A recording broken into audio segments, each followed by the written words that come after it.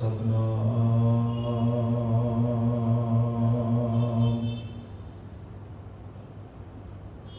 ਧੰਨ ਵਾਹਿਗੁਰੂ ਸਾਹਿਬ ਜੀਓ।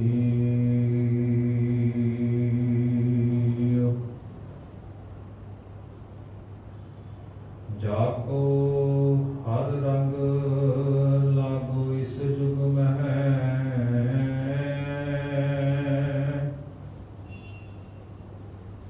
ਸੋ ਕਹੀਅਤ ਹੈ ਸੂਰਾ।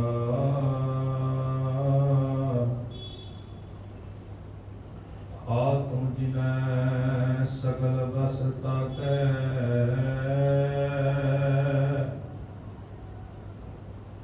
ਜਾ ਕਾ ਸਤਿਗੁਰ ਪੂਰਾ। ਸੂਰਾ ਸੋ ਪਹਿਚਾਨੀਐ,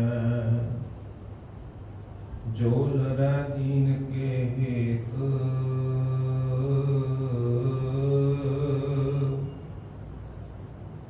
ਪੁਰਜਾ ਪੁਰਜਾ ਕਟ ਮਰੈ, ਕਬਹੂ ਨਾ ਛਾਡੈ ਖੇਤ।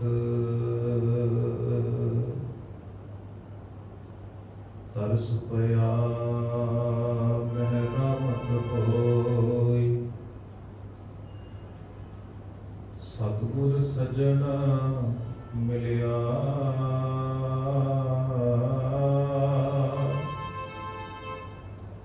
ਨਾਨਕ ਨਾਮ ਮਿਲੈ ਤਾ ਜੀਵਾ, ਤਨ ਮਨ ਥੀਵੈ ਹਰਿਆ। ਨਾਨਕ ਨਾਮ ਮਿਲੈ ਤਾ ਜੀਵਾ,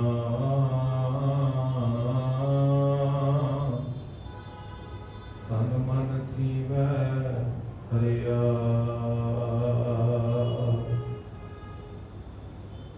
ਜੁਗੋ ਜੁਗ ਅਟਲ ਚਵਰ ਸਬਰ ਤੱਕ ਦੇ ਮਾਲਕ, ਬਾਣੀ ਕੇ ਬੋਹਿਤ ਬਾਲੀਏ ਕੁਲ ਆਲਮ। ਧੰਨ ਧੰਨ ਸਾਹਿਬ ਸ੍ਰੀ ਗੁਰੂ ਗ੍ਰੰਥ ਸਾਹਿਬ ਜੀ ਮਹਾਰਾਜ ਜੀ ਦੀ ਪਾਵਨ ਪਵਿੱਤਰ ਹਜ਼ੂਰੀ ਅੰਦਰ ਸੰਧਿਆ ਵੇਲੇ ਦੇ ਦੀਵਾਨਾਂ ਦੌਰਾਨ ਹਾਜ਼ਰੀਆਂ ਕਰ ਰਹੇ ਸਤਿਕਾਰਯੋਗ ਸਤਸੰਗੀ ਜਨੋ, ਸਤਿਗੁਰਾਂ ਜੀ ਦੀ ਅਪਾਰ ਰਹਿਮਤ ਦੇ ਸਦਕਾ ਸਾਨੂੰ ਇਹ ਸੁਭਾਗ ਸਮਾਂ ਪ੍ਰਾਪਤ ਹੋਇਆ ਹੈ ਕਿ ਸਤਿਗੁਰੂ ਜੀ ਦੀ ਰਹਿਮਤ ਦੇ ਸਦਕਾ ਅਸੀਂ ਆਪਣੀ ਰੋਜ਼ਮर्रा ਦੀ ਜ਼ਿੰਦਗੀ ਦੇ ਵਿੱਚੋਂ ਕੁਝ ਸਮਾਂ ਕੱਢ ਕੇ ਗੁਰੂ ਸਾਹਿਬ ਜੀ ਦੀ ਪਾਵਨ ਪਵਿੱਤਰ ਹਜ਼ੂਰੀ ਅੰਦਰ ਹਾਜ਼ਰੀਆਂ ਭਰ ਕੇ ਜਿੱਥੇ ਸਤਿਗੁਰਾਂ ਜੀ ਦੀ ਅਮਰਤਮਈ ਬਾਣੀ ਦਾ ਰਸ ਭਿੰਨਾ ਕੀਰਤਨ ਸਰਵਣ ਕਰਕੇ ਆਨੰਦ ਮਾਣ ਰਹੇ ਸਾਂ,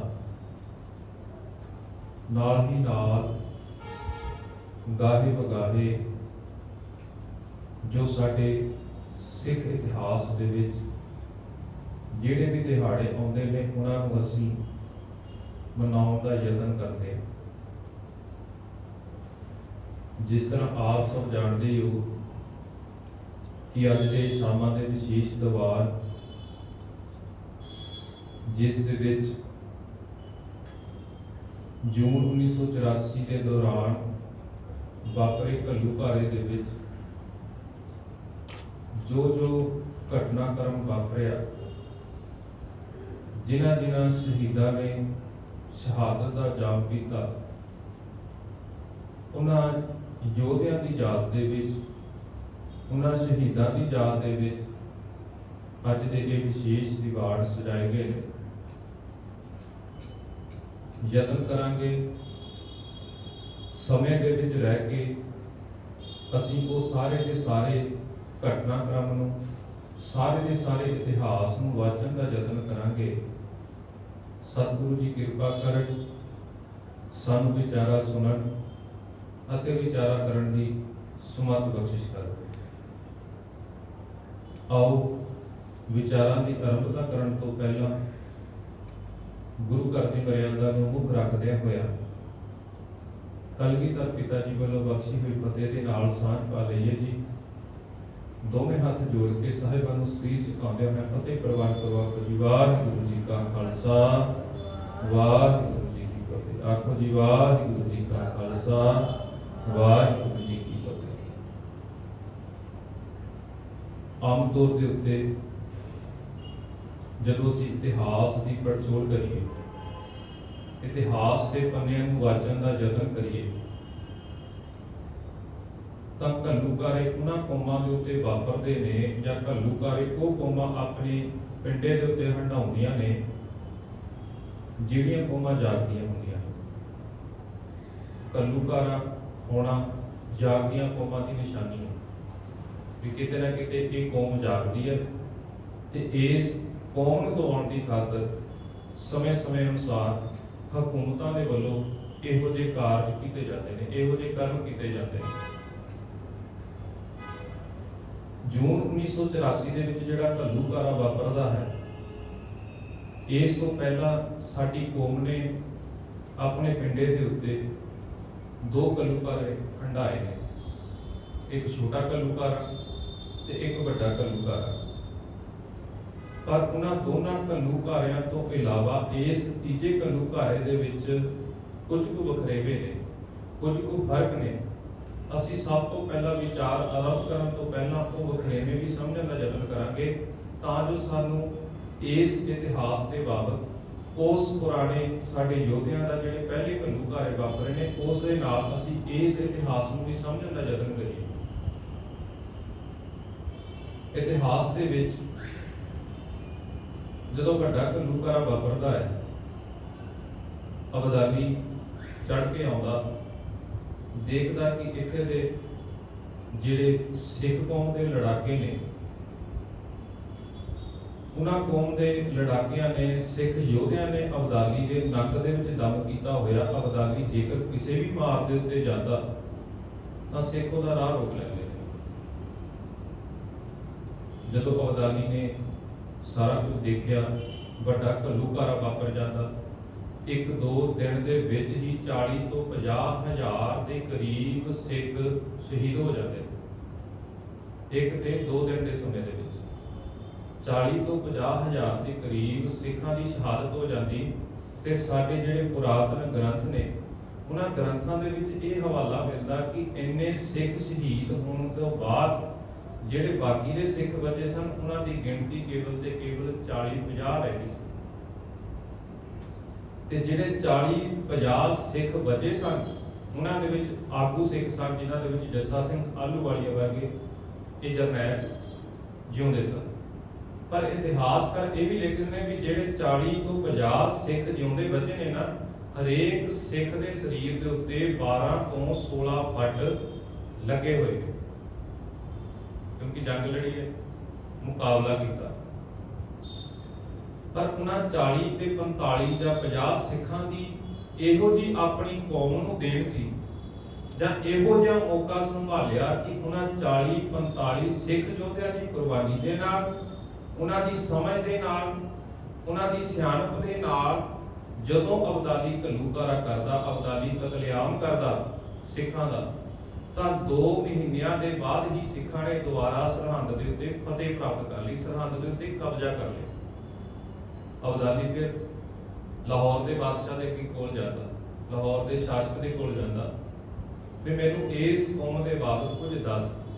ਮੈਂ ਬਹੁਤ ਯਤਨ ਕਰ ਲਏ, ਇੰਨਾ ਇਹਨਾਂ ਦੇ ਨਾਲ ਧੱਕਾ ਵੀ ਕੀਤਾ, ਪਰ ਇਹ ਸ਼ਾਂਤ ਬੈਠਣ ਵਾਲੇ ਨੇ, ਇਹ ਚੁੱਪ ਰਹਿਣ ਦਾ ਯਤਨ ਹੀ ਨਹੀਂ ਕਰਦੇ। ਇੰਨੇ ਘੱਟ ਸਮੇਂ ਦੇ ਵਿੱਚ ਇਹਨਾਂ ਨੇ ਐਡੀ ਮਹਾਨਤਾ ਕੀਤੀ, ਐਡਾ ਵੱਡਾ ਕਾਰਜ ਕੀਤਾ ਕਿ ਦੁਬਾਰਾ ਤੋਂ ਖੜੇ ਹੋ ਗਏ ਤੇ ਇੱਕ ਖਾਸ ਖਿੱਤੇ ਦੇ ਉੱਤੇ, ਖਾਸ ਇਲਾਕੇ ਦੇ ਉੱਤੇ ਕਬਜ਼ਾ ਵੀ ਕਰ ਲਿਆ। ਜਦੋਂ ਅਬਦਾਲੀ ਨੂੰ ਲਾਹੌਰ ਦੇ ਨਵਾਬ ਦੇ ਕੋਲੋਂ ਸਿੱਖਾਂ ਦੇ ਬਾਬਤ ਪਤਾ ਲੱਗਾ ਤਾਂ ਉਸ ਲਾਹੌਰ ਦੇ ਨਵਾਬ ਨੇ ਜ਼ਿਕਰ ਕੀਤਾ ਵੀ ਇਹਨਾਂ ਦਾ ਇੱਕ ਧਾਰਮਿਕ ਸਥਾਨ ਹੈ ਹਰਮੰਦਰ ਸਾਹਿਬ, ਤੇ ਜਦੋਂ ਇਹ ਉਸ ਹਰਮੰਦਰ ਸਾਹਿਬ ਦੇ ਉੱਤੇ ਜਾ ਕੇ ਦਰਸ਼ਨ ਮੇਲੇ ਕਰਦੇ ਨੇ, ਜਦੋਂ ਉਸ ਹਰਮੰਦਰ ਸਾਹਿਬ ਦੇ ਵਿੱਚ ਸਰੋਵਰ ਦੇ ਵਿੱਚ ਜਾ ਕੇ ਇਸ਼ਨਾਨ ਕਰਦੇ ਨੇ, ਤਾਂ ਕਹਿੰਦਾ ਇਹਨਾਂ ਦੇ ਵਿੱਚ ਆਪ ਹੀ ਚੜ੍ਹਦੀ ਕਲਾ ਦਾ ਸੰਕੇਤ ਜਿਹੜਾ ਹੈ ਉਹ ਆਪਣੇ ਆਪ ਆ ਜਾਂਦਾ। ਲਾਹੌਰ ਦਾ ਨਵਾਬ ਸਿੱਖਾਂ ਦੇ ਬਾਬਤ ਇਹ ਗੱਲ ਆਖਦਾ ਤੇ ਕਹਿੰਦਾ ਇਹ ਜਦੋਂ ਉਸ ਦੇ ਵਿੱਚ ਇਸ਼ਨਾਨ ਕਰਦੇ ਨੇ, ਚੁੱਭੀ ਲਗਾਉਂਦੇ ਨੇ, ਤਾਂ ਇਹਨਾਂ ਦੇ ਵਿੱਚ ਚੜ੍ਹਦੀ ਕਲਾ ਦੇ ਚਿੰਨ੍ਹ ਆਪਣੇ ਆਪ ਪ੍ਰਗਟ ਹੋ ਜਾਂਦੇ ਨੇ। ਅਬਦਾਲੀ ਨੇ ਯਤਨ ਕੀਤਾ ਕਿ ਉਸ ਸਰੋਵਰ ਨੂੰ ਵੀ ਪੂਰ ਦਿੱਤਾ ਗਿਆ, ਸਰੋਵਰ ਦੇ ਵਿੱਚ ਮਲਬਾ ਸਿੱਟ ਦਿੱਤਾ ਗਿਆ, ਤਾਂ ਜੋ ਸਿੱਖਾਂ ਦੇ ਅੰਦਰ ਜਿਹੜੀ ਤਾਕਤ ਆਉਂਦੀ ਨਾ ਉਹ ਖਤਮ ਕੀਤੀ ਜਾ ਸਕੇ। ਪਰ ਉਹਨਾਂ ਘੱਲੂਘਾਰਿਆਂ ਤੋਂ ਇਲਾਵਾ ਜਿਹੜਾ ਛੋਟਾ ਘੱਲੂਘਾਰਾ ਵੀ ਵਾਪਰਦਾ, ਉਸ ਦੇ ਵਿੱਚ ਵੀ ਇਹੀ ਕੁਝ ਹੋ ਰਿਹਾ।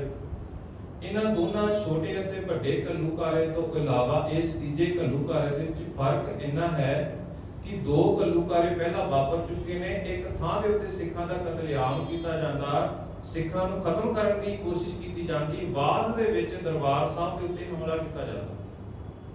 ਪਰ ਇਹ ਤੀਜਾ ਜਿਹੜਾ ਘੱਲੂਘਾਰਾ ਵਾਪਰਿਆ ਜੂਨ 1984 ਦਾ, ਇਸ ਸਮੇਂ ਸਿੱਖਾਂ ਦੇ ਉੱਤੇ ਜਿੱਥੇ ਹਮਲਾ ਕੀਤਾ ਗਿਆ, ਹਮਲਾ ਵੀ ਉਸ ਅਸਥਾਨ ਦੇ ਉੱਤੇ ਕੀਤਾ ਗਿਆ ਜਿੱਥੇ ਸਿੱਖ ਮੌਜੂਦ ਨੇ। ਭਾਵ ਇੱਕੋ ਸਮੇਂ ਦੇ ਵਿੱਚ ਦੋ ਪੀੜਾਂ, ਦੋ ਚੀਜ਼ਾਂ ਦਾ ਅਸੀਂ ਸਾਹਮਣਾ ਕਰ ਰਹੇ ਹਾਂ। ਆਪਣੇ ਧਾਰਮਿਕ ਅਸਥਾਨ ਦੀ ਪਵਿੱਤਰਤਾ ਨੂੰ ਵੀ ਕਾਇਮ ਕਰਨਾ ਚਾਹੁੰਦੇ ਹਾਂ, ਅਸੀਂ ਉਹਦੀ ਵੀ ਪਵਿੱਤਰਤਾ ਕਾਇਮ ਰੱਖਣੀ ਚਾਹੁੰਦੇ ਹਾਂ, ਤੇ ਨਾਲ ਹੀ ਨਾਲ ਅਸੀਂ ਆਪਣੇ ਵਜੂਦ ਨੂੰ, ਆਪਣੀ ਹੋਂਦ ਨੂੰ ਵੀ ਸਾਂਭਣ ਦਾ ਯਤਨ ਕਰਦੇ ਹਾਂ। ਇੱਕੋ ਸਮੇਂ ਦੇ ਵਿੱਚ ਦੋ ਤਰ੍ਹਾਂ ਦੇ ਮੁਕਾਬਲਿਆਂ ਦਾ ਅਸੀਂ ਸਾਹਮਣਾ ਕਰ ਰਹੇ ਹਾਂ। ਮੈਂ ਇੱਕ ਬੇਨਤੀ ਹੋਰ ਸਾਂਝੀ ਕਰਦਾ, ਅਸੀਂ ਜੂਨ 1984 ਦੇ ਬਾਬਤ ਇਹ ਵੀ ਲਫ਼ਜ਼ ਪੜ੍ਹਦੇ ਹਾਂ ਜਾਂ ਅਸੀਂ ਆਖ ਵੀ ਦਿੰਦੇ ਹਾਂ ਵੀ ਸਾਕਾ ਨੀਲਾ ਤਾਰਾ। ਮਾਫ ਕਰਨਾ, ਇਹ ਜਿਹੜਾ ਨੀਲਾ ਤਾਰਾ ਸ਼ਬਦ ਸੀ ਨਾ, ਜਾਂ ਆਪਰੇਸ਼ਨ ਬਲੂ ਸਟਾਰ ਸੀ, ਇਹ ਸਰਕਾਰ ਦੇ ਵੱਲੋਂ ਨਾਮ ਦਿੱਤਾ ਗਿਆ ਸੀ। ਇਹਨਾਂ ਨੇ ਨਾਮ ਸਾਕਾ ਨੀਲਾ ਤਾਰਾ ਹੀ ਕਿਉਂ ਰੱਖਿਆ, ਸਾਨੂੰ ਇਹ ਵੀ ਸਮਝਣਾ ਪਵੇਗਾ। ਸਿੱਖ ਜਿੰਨੇ ਵੀ ਨੇ, ਜਿੰਨੀ ਵੀ ਸਾਡੀ ਸਿੱਖ ਲੀਡਰਸ਼ਿਪ ਹੈ, ਤਾਂ ਉਹਨਾਂ ਨੇ ਦੇਖਿਆ, ਹਕੂਮਤ ਨੇ ਦੇਖਿਆ, ਹਿੰਦੁਸਤਾਨ ਦੀ ਸਰਕਾਰ ਨੇ ਇਹ ਲਾਇਆ ਕਿ ਇਹ ਜਿਹੜੇ ਨੀਲੀਆਂ ਪੱਗਾਂ ਵਾਲੇ ਨੇ, ਨੀਲੀਆਂ ਬਾਣੇ ਵਾਲੇ ਨੇ, ਨੀਲੀਆਂ ਦਸਤਾਰਾਂ ਵਾਲੇ ਨੇ, ਇਹਨਾਂ ਤੋਂ ਸਾਨੂੰ ਖਤਰਾ, ਇਹ ਸਾਡੇ ਕਾਬੂ ਦੇ ਵਿੱਚ ਨਹੀਂ ਆਉਂਦੇ। ਤੇ ਇਸ ਨੀਲੇ ਰੰਗ ਵਾਲਿਆਂ ਨੂੰ, ਜਿਹੜੇ ਵਸਤਰ ਪਹਿਨਦੇ ਨੇ, ਦਸਤਾਰਾਂ ਪਹਿਨਦੇ ਨੇ, ਇਹਨਾਂ ਨੂੰ ਖਤਮ ਕਰਨ ਦੇ ਲਈ ਇਹ ਮੁਹਿੰਮ ਚਲਾਈ ਗਈ ਜਿਹਨੂੰ ਨਾਮ ਦਿੱਤਾ ਗਿਆ ਸਾਕਾ ਨੀਲਾ ਤਾਰਾ। ਪਰ ਸਾਡੇ ਲਈ ਇਹ ਸ਼ਬਦ ਜਿਹੜਾ ਹੈ ਉਹ ਜੂਨ 1984 ਦਾ ਘੱਲੂਘਾਰਾ ਹੀ ਹੋਵੇਗਾ। ਅਸੀਂ ਸਾਕਾ 1984 ਨਹੀਂ ਕਹਿਣਾ, ਕਿਉਂਕਿ ਸਾਕੇ ਦੇ ਅਤੇ ਘੱਲੂਘਾਰੇ ਦੇ ਸ਼ਬਦਾਂ ਦੇ ਵਿੱਚ ਜਦੋਂ ਇਹਦੀ ਡੂੰਘਾਈ ਦੇ ਵਿੱਚ ਜਾਵਾਂਗੇ ਬਹੁਤ ਫਰਕ ਹੈ। ਸਾਕਾ ਸ਼ਬਦ ਉਸ ਕਾਰਜ ਲਈ ਵਰਤਿਆ ਜਾਂਦਾ ਜਾਂ ਉਸ ਘਟਨਾਕ੍ਰਮ ਲਈ ਵਰਤਿਆ ਜਾਂਦਾ ਜਿਸ ਦੇ ਵਿਰੁੱਧ ਦੇ ਵਿੱਚ ਜੇਕਰ ਕੋਈ ਕਾਰਜ ਹੋ ਰਿਹਾ। ਮੈਂ ਇੱਕ ਉਦਾਹਰਣ ਆਪ ਜੀ ਦਾ ਧਿਆਨ ਲੈ ਕੇ ਜਾਣਾ ਚਾਹੁੰਦਾ ਹਾਂ। ਜਦੋਂ ਛੋਟੇ ਸਾਹਿਬਜ਼ਾਦਿਆਂ ਦਾ ਅਸੀਂ ਇਤਿਹਾਸ ਪੜ੍ਹਦੇ ਹਾਂ, ਅਸੀਂ ਉਸ ਇਤਿਹਾਸ ਦੇ ਬਾਬਤ ਜਿਹੜੀ ਉਹਨਾਂ ਦੀ ਕੁਰਬਾਨੀ ਹੁੰਦੀ, ਅਸੀਂ ਉਸ ਨੂੰ ਸਾਕਾ ਪੋਹ ਦਾ ਕਹਿ ਕੇ ਯਾਦ ਕਰਦੇ ਹਾਂ। ਕਿਉਂ? ਕਿਉਂਕਿ ਉਹਨਾਂ ਨੇ ਵਿਰੋਧ ਦੇ ਵਿੱਚ ਹਥਿਆਰ ਨਹੀਂ ਚੱਕੇ ਸੀ। ਜਿਸ ਸਮੇਂ ਵਿਰੋਧ ਦੇ ਵਿੱਚ ਹਥਿਆਰ ਨਾ ਚੱਕੇ ਜਾਂਦੇ ਹੋਣ, ਉਹਨੂੰ ਅਸੀਂ ਸਾਕਾ ਕਹਿੰਦੇ ਹਾਂ। ਗੁਰੂ ਅਰਜਨ ਸਾਹਿਬ ਜੀ ਮਹਾਰਾਜ ਜੀ ਦੀ ਸ਼ਹੀਦੀ ਸਾਕਾ ਹੈ, ਗੁਰੂ ਤੇਗ ਬਹਾਦਰ ਸਾਹਿਬ ਜੀ ਮਹਾਰਾਜ ਜੀ ਦੀ ਸ਼ਹੀਦੀ ਸਾਕਾ ਹੈ। ਪਰ ਜੂਨ 1984 ਦਾ ਸਾਕਾ ਨਹੀਂ, ਇਹ ਘੱਲੂਘਾਰਾ।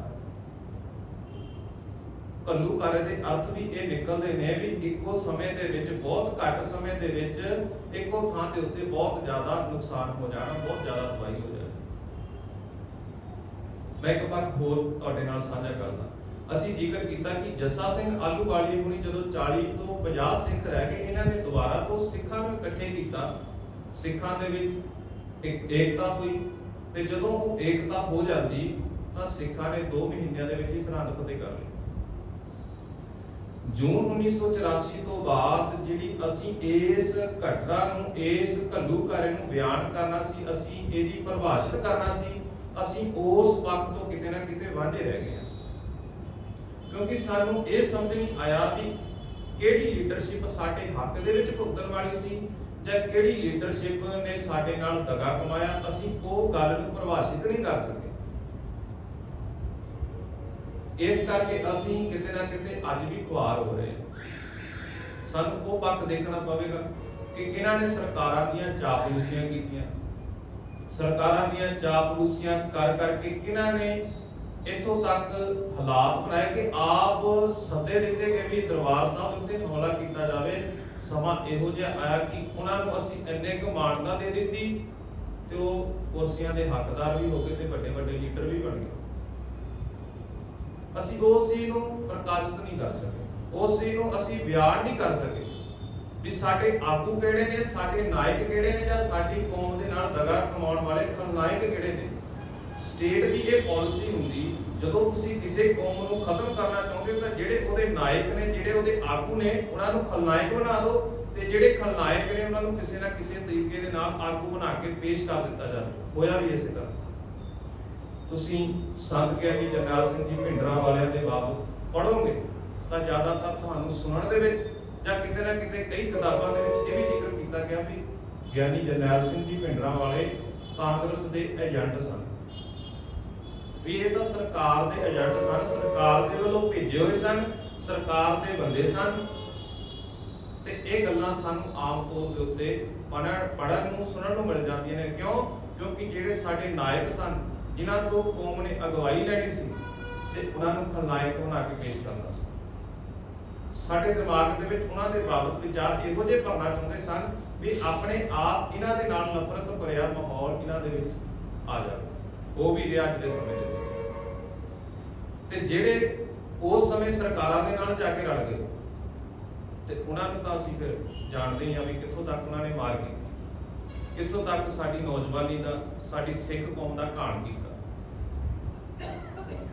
ਅਸਲ ਦੇ ਵਿੱਚ ਸਾਡੀ ਸੋਚ ਨੂੰ ਖਤਮ ਕਰਨ ਦਾ ਯਤਨ ਕੀਤਾ ਜਾ ਰਿਹਾ ਸੀ ਇਸ ਘੱਲੂਘਾਰੇ ਦੇ ਦੌਰਾਨ। ਕੱਲ ਵੀ ਅਸੀਂ ਜ਼ਿਕਰ ਕੀਤਾ, ਧੰਨ ਗੁਰੂ ਨਾਨਕ ਸਾਹਿਬ ਜੀ ਮਹਾਰਾਜ ਜੀ ਦੇ ਉੱਤੇ ਜਦੋਂ ਕੰਧ ਡੇਗਣ ਦਾ ਯਤਨ ਕੀਤਾ ਜਾਂਦਾ, ਉਹ ਗੁਰੂ ਨਾਨਕ ਸਾਹਿਬ ਜੀ ਮਹਾਰਾਜ ਜੀ ਦਾ ਸਰੀਰ ਨਹੀਂ ਖਤਮ ਕਰ ਰਹੇ।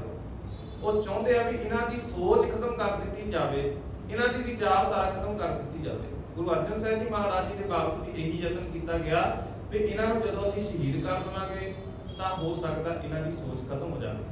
ਪਰ ਇਹ ਸਿੱਖੀ ਦੀ ਵਿਚਾਰਧਾਰਾ ਇਹੋ ਜਿਹੀ ਆ ਵੀ ਸਾਡੇ ਸਰੀਰ ਖਤਮ ਹੋਣ ਦੇ ਨਾਲ ਸਾਡੀ ਸੋਚ ਨਹੀਂ ਖਤਮ ਹੁੰਦੀ। ਇਹ ਵਿਸ਼ਾਲ ਹੈ, ਸੋਚ ਦਾ ਵਿਸ਼ਾਲ ਦਾਇਰਾ ਹੈ, ਪਰ ਅਸੀਂ ਉਸ ਚੀਜ਼ ਨੂੰ ਪ੍ਰਭਾਸ਼ਿਤ ਨਹੀਂ ਕਰ ਸਕੇ। ਯਤਨ ਕਰੀਏ, ਜਿੱਥੇ ਅੱਜ ਇਹ ਦਿਹਾੜਾ ਮਨਾਉਂਦੇ ਆ ਨਾ, ਅਸੀਂ ਯਤਨ ਕਰਨਾ ਵੀ ਅਸੀਂ ਜਿਹੜੇ ਸਾਡੇ ਅਸਲ ਦੇ ਵਿੱਚ ਆਗੂ ਨੇ, ਅਸੀਂ ਆਪਣੇ ਬੱਚਿਆਂ ਤੱਕ ਉਹਨਾਂ ਆਗੂਆਂ ਦੀ ਜਿਹੜੀ ਵਿਚਾਰ ਹੈ, ਉਹ ਆਗੂਆਂ ਦਾ ਜਿਹੜਾ ਕਿਰਦਾਰ ਸੀ, ਉਹ ਸੱਚਾ ਤੇ ਸੁੱਚਾ ਕਿਰਦਾਰ ਲੈ ਕੇ ਜਾਈਏ। ਬੱਚਿਆਂ ਨੂੰ ਦੱਸੀਏ ਵੀ ਸਾਡੀ ਕੌਮ ਦੇ ਅਸਲ ਚਿਹਰੇ ਕਿਹੜੇ ਨੇ, ਜਿਨ੍ਹਾਂ ਨੇ ਸਾਡੀ ਕੌਮ ਦਾ ਦਰਦ ਸਮਝਿਆ।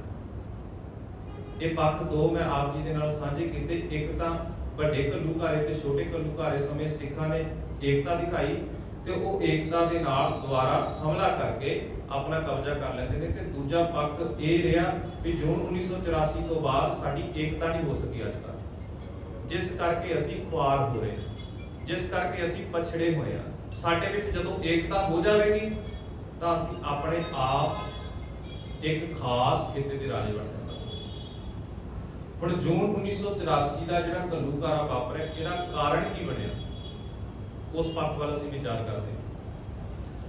1947 ਦੀ ਜਦੋਂ ਵੰਡ ਹੁੰਦੀ ਹੈ, ਅਸੀਂ ਆਮ ਤੌਰ ਤੇ ਉੱਤੇ ਕਹਿ ਦਿੰਦੇ ਹਾਂ ਕਿ ਹਿੰਦੁਸਤਾਨ ਤੇ ਪਾਕਿਸਤਾਨ ਦੀ ਵੰਡ ਹੋਈ, ਪਰ ਆਪਣੀ ਸੁਰਤ ਦੇ ਵਿੱਚ ਇਹ ਚੇਤੇ ਰੱਖਣਾ ਉਹ ਹਿੰਦੁਸਤਾਨ ਤੇ ਪਾਕਿਸਤਾਨ ਦੀ ਵੰਡ ਨਹੀਂ ਸੀ, ਉਹ ਚੜ੍ਹਦੇ ਅਤੇ ਲਹਿੰਦੇ ਪੰਜਾਬ ਦੀ ਵੰਡ ਸੀ। ਵੰਡਿਆ ਤਾਂ ਪੰਜਾਬ ਗਿਆ, ਕਿਉਂਕਿ ਪੰਜਾਬ ਦਾ ਜਿਹੜਾ ਖਿੱਤਾ ਸੀ, ਪੰਜਾਬ ਦਾ ਰਾਜ ਸੀ, ਜਮਨਾ ਤੱਕ ਮਾਰ ਕਰਦੇ ਸੀ ਅਸੀਂ। ਅੰਗਰੇਜ਼ਾਂ ਦੇ ਸਮਾਂ ਆਇਆ ਤਾਂ ਸਾਡੀ ਹੱਦ ਜਿਹੜੀ ਸੀ ਸਤਲੁਜ ਦਰਿਆ ਤੋਂ ਲੈ ਕੇ ਲਾਹੌਰ ਅਫਗਾਨਿਸਤਾਨ ਤੱਕ, ਕਿੱਥੇ ਕਿੱਥੇ ਤੱਕ ਸਾਡੇ ਖਾਲਸੇ ਦੇ ਝੰਡੇ ਝੂਲਦੇ ਸਨ। ਵੰਡ ਤਾਂ ਪੰਜਾਬ ਦੀ ਕੀਤੀ ਗਈ। ਲਾਹੌਰ ਅਤੇ ਅੰਮ੍ਰਿਤਸਰ ਦੀ ਧਰਤੀ ਦੇ ਨਾਲ ਸਾਡਾ ਇਸ ਅਸਥਾਨਾਂ ਦੇ ਨਾਲ ਗੂੜਾ ਰਿਸ਼ਤਾ ਸੀ, ਸਾਡੀ ਪੂਰੀ ਸਾਂਝ ਸੀ। ਪਰ ਇਸ ਸਾਂਝ ਨੂੰ ਤੋੜਨ ਦੇ ਲਈ ਇਹੋ ਜਿਹੀ ਲੀਕ ਕੀਤੀ ਗਈ ਕਿ ਇੱਕ ਪਾਸੇ ਲਾਹੌਰ ਰਹਿ ਗਿਆ ਤੇ ਇੱਕ ਪਾਸੇ ਅੰਮ੍ਰਿਤਸਰ ਰਹਿ ਗਿਆ। ਉਸ ਸਮੇਂ ਵੀ ਦੋਨਾਂ ਪਾਸਿਆਂ ਦੀ ਜਦੋਂ ਇਹ ਵੰਡ ਹੁੰਦੀ ਤਾਂ ਵੰਡ ਦੇ ਸਮੇਂ ਜਿੱਥੇ ਪਾਕਿਸਤਾਨ ਦੇ ਆਗੂ ਵੀ ਆਉਂਦੇ ਸੀ, ਜਿਹਨੇ ਪਾਕਿਸਤਾਨ ਬਣਨਾ ਸੀ, ਉਹ ਆਗੂ ਵੀ ਆਏ। ਇਧਰੋਂ ਜਿਹੜੇ ਹਿੰਦੁਸਤਾਨ ਦੇ ਆਗੂ ਸੀ ਉਹ ਵੀ ਆਗੂ ਪਹੁੰਚੇ। ਸਿੱਖਾਂ ਦੇ ਆਗੂਆਂ ਨੂੰ ਵੀ ਬੁਲਾਇਆ ਗਿਆ। ਜਦੋਂ ਅੰਗਰੇਜ਼ਾਂ ਨੇ ਵੰਡ ਕੀਤੀ, ਅੰਗਰੇਜ਼ਾਂ ਨੇ ਸਿੱਖਾਂ ਦੇ ਸਾਹਮਣੇ ਵੀ ਇਹੀ ਪੇਸ਼ਕਸ਼ ਕੀਤੀ ਵੀ ਸਭ ਤੋਂ ਵੱਧ ਯੋਗਦਾਨ ਤੁਹਾਡਾ ਹੈ, ਤੁਹਾਡੀਆਂ ਕੁਰਬਾਨੀਆਂ ਨੇ। ਤੁਸੀਂ ਕੁਰਬਾਨੀਆਂ ਦੇ ਕੇ, ਫਾਂਸੀ ਦੇ ਰੱਸੇ ਚੁੰਮ ਕੇ, ਆਪਣਾ ਬਲੀਦਾਨ ਦੇ ਕੇ ਇਸ ਨੂੰ ਆਜ਼ਾਦ ਕਰਵਾਉਣ ਦੇ ਵਿੱਚ ਯਤਨ ਦਿੱਤਾ, ਆਪਣਾ ਪੂਰਾ ਯੋਗ ਪਾਇਆ। ਤੁਸੀਂ ਵੀ ਆਪਣੇ ਇੱਕ ਖਿੱਤੇ ਦੀ ਮੰਗ ਕਰ ਲਓ। ਉਸ ਸਮੇਂ ਦੇ ਜਿਹੜੇ ਲੀਡਰ ਸਨ ਤੇ ਉਹਨਾਂ ਨੇ ਇਹ ਸਿੱਖਾਂ ਨੂੰ ਦਾਅਵਾ ਕਰਾਇਆ, ਸਿੱਖਾਂ ਨੂੰ ਇਹ ਵਿਸ਼ਵਾਸ ਦਿਵਾਇਆ ਵੀ ਤੁਸੀਂ ਸਾਡੇ ਨਾਲ ਰਲ ਜਾਵੋ ਤੇ ਤੁਹਾਨੂੰ ਆਪਣਾ ਖਿੱਤਾ ਦਿੱਤਾ ਜਾਵੇਗਾ ਜਿੱਥੇ ਤੁਸੀਂ ਆਪਣੀ ਆਜ਼ਾਦੀ ਦੇ ਨਾਲ ਆਪਣਾ ਜੀਵਨ ਨਿਰਵਾਹ ਕਰ ਸਕਦੇ ਹੋ। ਕੁਝ ਸਾਡੇ ਆਗੂਆਂ ਨੇ ਉਸ ਸਮੇਂ ਇਸ ਗੱਲ ਦੇ ਨਾਲ ਸਹਿਮਤੀ ਜਤਾਉਂਦੇ ਆ, ਉਹ ਅੰਗਰੇਜ਼ ਲੀਡਰ ਦੀ ਗੱਲ ਨਾ ਮੰਨਦਿਆਂ ਹੋਇਆਂ ਇਸ ਹਿੰਦੁਸਤਾਨ ਵਾਲੇ ਪਾਸੇ ਵਾਲਿਆਂ ਦੇ ਨਾਲ ਰਹਿਣਾ ਚੰਗਾ ਸਮਝਿਆ। ਤੇ ਉਸ ਸਮੇਂ ਦੇ ਨਹਿਰੂ ਵਰਗੇ, ਗਾਂਧੀ ਵਰਗੇ ਇਹ ਮੁੱਖ ਸਨ ਜਿਨ੍ਹਾਂ ਨੂੰ ਅਸੀਂ ਅੱਜ ਦੇ ਸਮੇਂ ਦੇ ਵਿੱਚ ਕਹਿੰਦੇ ਨੇ ਬਾਪੂ ਗਾਂਧੀ, ਪਰ ਇਹਨਾਂ ਨੇ ਸਾਡੀ ਕੌਮ ਦੇ ਨਾਲ ਦਗਾ ਕਮਾ ਲਿਆ।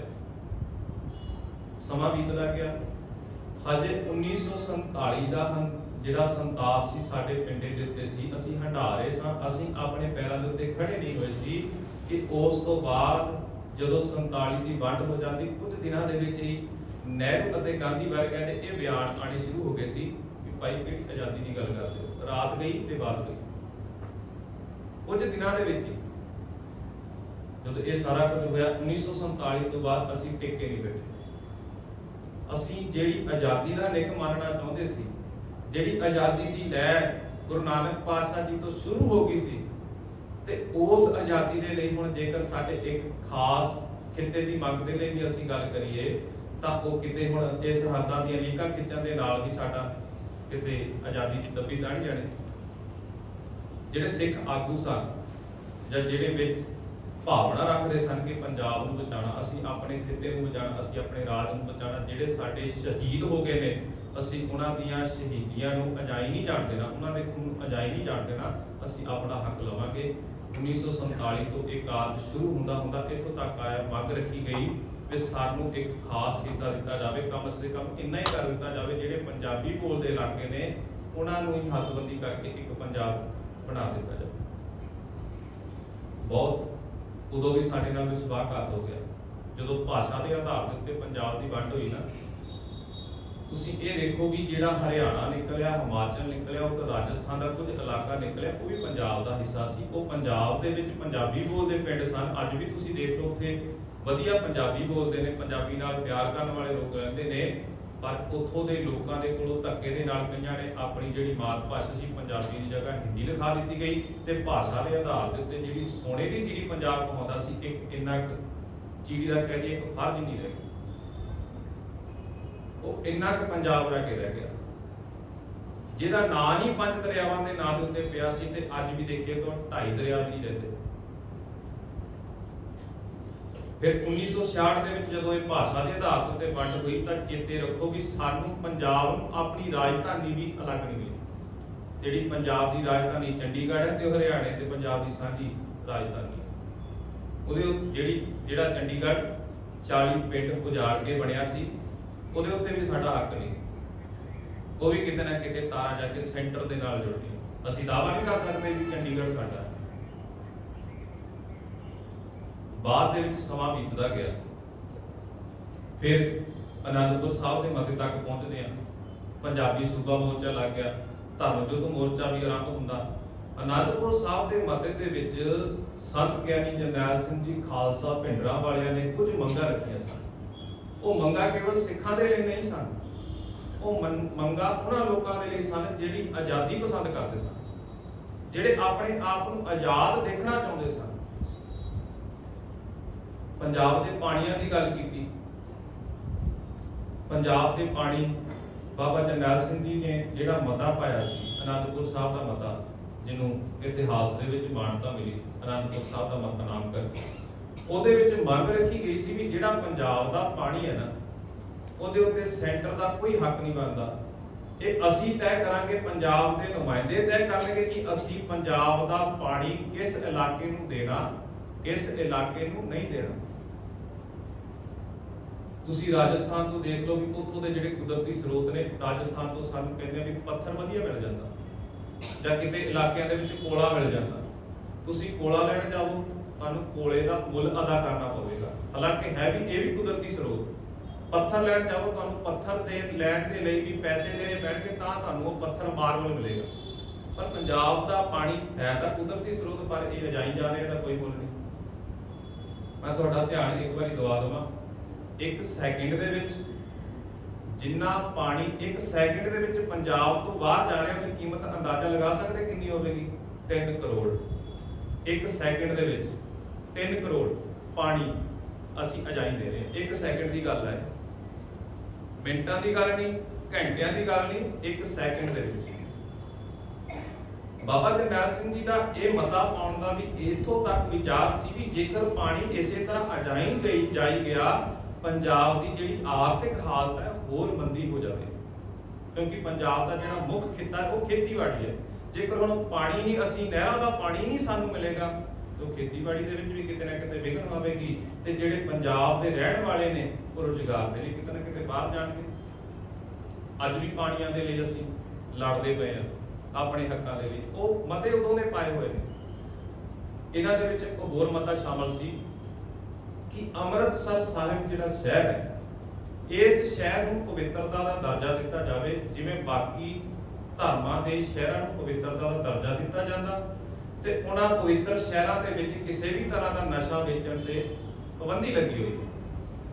ਤੇ ਬਾਬਾ ਜਰਨੈਲ ਸਿੰਘ ਜੀ ਨੇ ਆਖਿਆ ਕਿ ਸਾਡੇ ਇਸ ਅਸਥਾਨ ਨੂੰ ਵੀ, ਇਸ ਸ਼ਹਿਰ ਨੂੰ ਵੀ ਪਵਿੱਤਰਤਾ ਦਾ ਦਰਜਾ ਦਿੱਤਾ ਜਾਵੇ।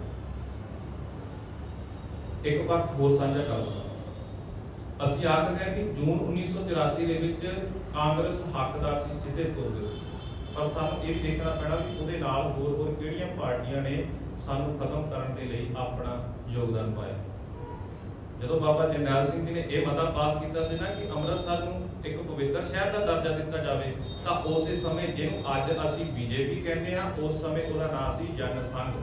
ਤੇ ਉਹਨਾਂ ਨੇ ਅੰਮ੍ਰਿਤਸਰ ਦੇ ਵਿੱਚ ਤਲਵਾਰਾਂ ਦੇ ਉੱਤੇ ਸਿਗਰਟ ਬੀੜੀਆਂ ਦੀਆਂ ਡੱਬੀਆਂ ਟੰਗ ਕੇ ਜਲੂਸ ਕੱਢਿਆ ਸੀ ਵੀ ਅਸੀਂ ਸ਼ਾਨ ਦੇ ਨਾਲ, ਉਹਨਾਂ ਦੇ ਨਾਰੇ ਸੀ, ਕਹਿੰਦੇ ਸ਼ਾਨ ਦੇ ਨਾਲ ਅਸੀਂ ਸਿਗਰਟ ਬੀੜੀ ਪੀਵਾਂਗੇ ਤੇ ਅਸੀਂ ਇੱਥੇ ਜੀਵਾਂਗੇ। ਤੇ ਨਾਲ ਨਾਰਾ ਕੀ ਲਾਇਆ ਸੀ, ਕਹਿੰਦੇ ਵੀ ਜਿਨ੍ਹਾਂ ਨੇ ਵੀ ਇਹ ਕਕਾਰ ਧਾਰਨ ਕੀਤੇ ਨੇ, ਸਿਰ ਦੇ ਉੱਤੇ ਦਸਤਾਰਾਂ ਨੇ, ਹੱਥ ਦੇ ਵਿੱਚ ਕੜੇ ਨੇ, ਕਿਰਪਾਨਾਂ ਪੈਣੀਆਂ ਨੇ, ਕਹਿੰਦਾ ਇਹਨਾਂ ਨੂੰ ਇੱਥੇ ਨਹੀਂ ਰਹਿਣ ਦੇਣਾ, ਇਹਨਾਂ ਨੂੰ ਚੱਕ ਕੇ ਪਾਕਿਸਤਾਨ ਭੇਜ ਦਿਓ। ਜਿਹੜੀ ਬੀਜੇਪੀ ਦੀ ਲੀਡਰਸ਼ਿਪ ਸੀ ਨਾ ਉਸ ਸਮੇਂ, ਉਹਨੇ ਵੀ ਪੂਰਾ ਰੋਲ ਨਿਭਾਇਆ ਸੀ ਸਿੱਖਾਂ ਨੂੰ ਖਤਮ ਕਰਨ ਦਾ। ਇਹੋ ਜਿਹੇ ਮਤੇ ਪਾਏ ਗਏ ਸੀ ਵੀ ਇਸ ਅਸਥਾਨ ਨੂੰ ਪਵਿੱਤਰਤਾ ਦਾ ਦਰਜਾ ਦਿੱਤਾ ਜਾਵੇ। ਨਾਲ ਇੱਕ ਹੋਰ ਮਤਾ ਪਾਇਆ ਗਿਆ, ਪੰਜਾਬ ਦੇ ਵਿੱਚ ਜਿਹੜੀ ਫਸਲ ਹੁੰਦੀ ਹੈ ਨਾ, ਆ ਪਿੱਛੇ ਧਰਨਾ ਲੱਗਾ ਕਿਸਾਨਾਂ ਦਾ, ਜੋ ਮੰਗਾਂ ਅੱਜ ਦੁਬਾਰਾ ਮੰਗ ਰਹੇ ਆ ਉਹ ਮਤਾ ਉਦੋਂ ਦਾ ਪਾਇਆ ਹੋਇਆ। ਜਿਹੜੀ ਪੰਜਾਬ ਦੀ ਫਸਲ ਹੈ ਉਹਦਾ ਮੁੱਲ ਪੰਜਾਬ ਤੈਅ ਕਰੇਗਾ ਕਿ ਅਸੀਂ ਕਿੰਨੇ ਮੁੱਲ ਦੇ ਉੱਤੇ ਫਸਲ ਸਟੇਟ ਨੂੰ ਵੇਚਣੀ ਜਾਂ ਹੋਰ ਸੂਬਿਆਂ ਨੂੰ ਵੇਚਣੀ ਆ, ਇਹ ਪੰਜਾਬ ਤੈਅ ਕਰੇਗਾ। ਇਸ ਦੇ ਵਿੱਚ ਸਟੇਟ ਦਾ ਕੋਈ ਹੱਕ ਨਹੀਂ ਬਣਦਾ, ਸਟੇਟ ਨੂੰ ਕੋਈ ਆਗਿਆ ਨਹੀਂ, ਸਟੇਟ ਦਾ ਕੋਈ ਅਧਿਕਾਰ ਨਹੀਂ, ਸੈਂਟਰ ਦਾ ਕੋਈ ਅਧਿਕਾਰ ਨਹੀਂ ਹੈਗਾ ਵੀ ਇਹ ਇਸ ਖਿੱਤੇ ਦੀ ਜ਼ਮੀਨ ਦੇ ਵਿੱਚੋਂ ਪੈਦਾ ਹੋਈ ਫਸਲ ਨੂੰ ਆਪਣੇ ਅਨੁਸਾਰ ਮੁੱਲ ਤੈਅ ਕਰਕੇ ਵੇਚ ਸਕੇ। ਜਦੋਂ ਦੇਖਿਆ ਵੀ ਇਹ ਸਾਰੀਆਂ ਮੰਗਾਂ ਕੇਵਲ ਸਿੱਖਾਂ ਦੀਆਂ ਨਹੀਂ, ਹੁਣ ਖੇਤੀ ਇਕੱਲੀ ਸਿੱਖ ਥੋੜੀ ਕਰਦੇ, ਕਿੰਨੇ ਲੋਕ ਨੇ ਜਿਹੜੇ ਖੇਤੀ ਤੇ ਨਿਰਭਰ ਨੇ, ਤੇ ਉਸ ਮੰਗਾਂ ਨੂੰ ਲੈ ਕੇ ਜਦੋਂ ਇਹ ਫਿਰ ਦੇਖਿਆ ਗਿਆ ਵੀ ਸਰਕਾਰ ਨੂੰ ਲੱਗਾ ਵੀ ਨਹੀਂ, ਇਹ ਗੱਲ ਹੁਣ ਵਿਗੜਦੀ ਜਾ ਰਹੀ, ਇਹਨਾਂ ਦੇ ਵਿੱਚ ਏਕਤਾ ਵੱਧ ਰਹੀ ਹੈ। ਉਸ ਸਮੇਂ ਫਿਰ ਇੱਕ ਲਹਿਰ ਸ਼ੁਰੂ ਕੀਤੀ ਕਿ ਸਰਕਾਰ ਦੇ ਨਾਲ ਨਾ ਮਿਲਵਰਤਨ ਦੀ ਲਹਿਰ, ਵੀ ਅਸੀਂ ਇਹਨਾਂ ਦੇ ਨਾਲ ਮਿਲਣਾ ਵਰਤਣਾ ਨਹੀਂ ਜਦੋਂ ਤੱਕ ਸਾਡੀਆਂ ਮੰਗਾਂ ਨਹੀਂ ਮੰਨੀਆਂ ਜਾਂਦੀਆਂ। ਇਹ ਮਤਾ 1981-1982 ਦੇ ਵਿੱਚ ਪਾਇਆ ਗਿਆ ਸੀ। ਸਮਾਂ ਆਉਂਦਾ ਗਿਆ ਤੇ ਮਤਾ ਆਪਣੇ ਮਨ ਦੇ ਵਿੱਚ ਭਰਮ ਪਾ ਲਈਏ ਵੀ ਜੂਨ 1984 ਦਾ ਜਿਹੜਾ ਘੱਲੂਘਾਰਾ ਹੋਇਆ, ਦਰਬਾਰ ਸਾਹਿਬ ਦੇ ਉੱਤੇ ਹਮਲਾ ਹੁੰਦਾ, ਅਕਾਲ ਤਖਤ ਸਾਹਿਬ ਦੇ ਉੱਤੇ ਹਮਲਾ ਹੁੰਦਾ, ਵੀ ਇਹ 1-2 ਦਿਨਾਂ ਦੀ ਪਲੈਨਿੰਗ ਸੀ। ਇਹ ਹਮਲਾ ਕਰਨ ਦੇ ਲਈ ਇੱਕ ਖਾਸ ਅਸਥਾਨ ਦੇ ਉੱਤੇ ਦਰਬਾਰ ਸਾਹਿਬ ਦਾ ਮਾਡਲ ਤਿਆਰ ਕੀਤਾ ਗਿਆ। ਮਾਡਲ ਤਿਆਰ ਕਰਕੇ ਉੱਥੇ ਫੌਜੀਆਂ ਨੂੰ ਚੰਗੀ ਤਰੀਕੇ ਦੇ ਨਾਲ ਸਿਖਲਾਈ ਦਿੱਤੀ ਗਈ ਕਿ ਤੁਸੀਂ ਇਸ ਤਰੀਕੇ ਦੇ ਨਾਲ ਏਦਾਂ ਕਾਰਜ ਕਰਕੇ ਇਸ ਇਮਾਰਤ ਦੇ ਦੁਆਲੇ ਤੁਸੀਂ ਕਾਰਜ ਕਰਨਾ, ਇਸ ਤਰੀਕੇ ਦੇ ਨਾਲ ਅਸੀਂ ਹਮਲਾ ਕਰਨਾ। ਉਸ ਸਮੇਂ ਫੌਜ ਦਾ ਜਿਹੜਾ ਆਗੂ ਸੀ ਮੈਂ, ਉਹਦਾ ਨਾਮ ਇਤਿਹਾਸ ਦੇ ਵਿੱਚ ਜਨਰਲ ਸਨਾ ਕਰਕੇ ਲਿਖਿਆ ਮਿਲੇਗਾ।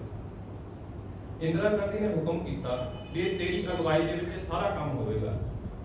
ਉਸ ਫੌਜ ਦੇ ਆਗੂ ਨੇ, ਹੁਣ ਸਾਰੇ ਬੰਦੇ ਮਾੜੇ ਨਹੀਂ ਹੁੰਦੇ, ਨੀਅਤ ਕਿਤੇ ਨਾ ਕਿਤੇ ਸਭ ਦੀ ਚੰਗੀ ਹੁੰਦੀ, ਉਸ ਨੇ ਇੰਦਰਾ ਗਾਂਧੀ ਨੂੰ ਜਵਾਬ ਦਿੱਤਾ ਸੀ ਵੀ ਕਹਿੰਦਾ ਵੀ ਇਹ ਫੌਜ ਜਿਹੜੀ ਹੈ ਨਾ, ਜੇ ਕਿਤੇ ਸਾਡੇ ਦੇਸ਼ ਦੇ ਵਿੱਚ ਕਿਸੇ ਵੀ ਤਰ੍ਹਾਂ ਦੇ ਨਾਲ ਕੋਈ ਦੰਗਾ ਫਸਾਦ ਹੁੰਦਾ, ਕੋਈ ਧਰਨਾ ਲੱਗਦਾ, ਸਾਡਾ ਇਹ ਕਰਮ ਬਣਦਾ, ਸਾਡਾ ਇਹ ਅਧਿਕਾਰ ਹੈ ਵੀ ਅਸੀਂ ਉਸ ਨੂੰ ਮਾਹੌਲ ਨੂੰ ਸ਼ਾਂਤ ਕਰੀਏ।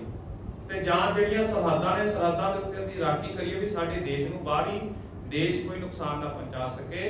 ਕਹਿੰਦਾ ਪਰ ਸਾਡਾ ਇਹ ਅਧਿਕਾਰ ਕੋਈ ਨਹੀਂ ਬਣਦਾ ਵੀ ਅਸੀਂ ਆਪਣੇ ਦੇਸ਼ ਦੇ ਲੋਕਾਂ ਦੇ ਉੱਤੇ ਹੀ ਆਪਣੀ ਫੌਜ ਦੀ ਵਰਤੋਂ ਕਰ ਲਈਏ। ਇੰਦਰਾ ਗਾਂਧੀ ਨੇ ਕੀ ਕੀਤਾ, ਉਸ ਨੂੰ ਉਹਦੇ ਅਹੁਦੇ ਤੋਂ ਹਟਾ ਦਿੱਤਾ।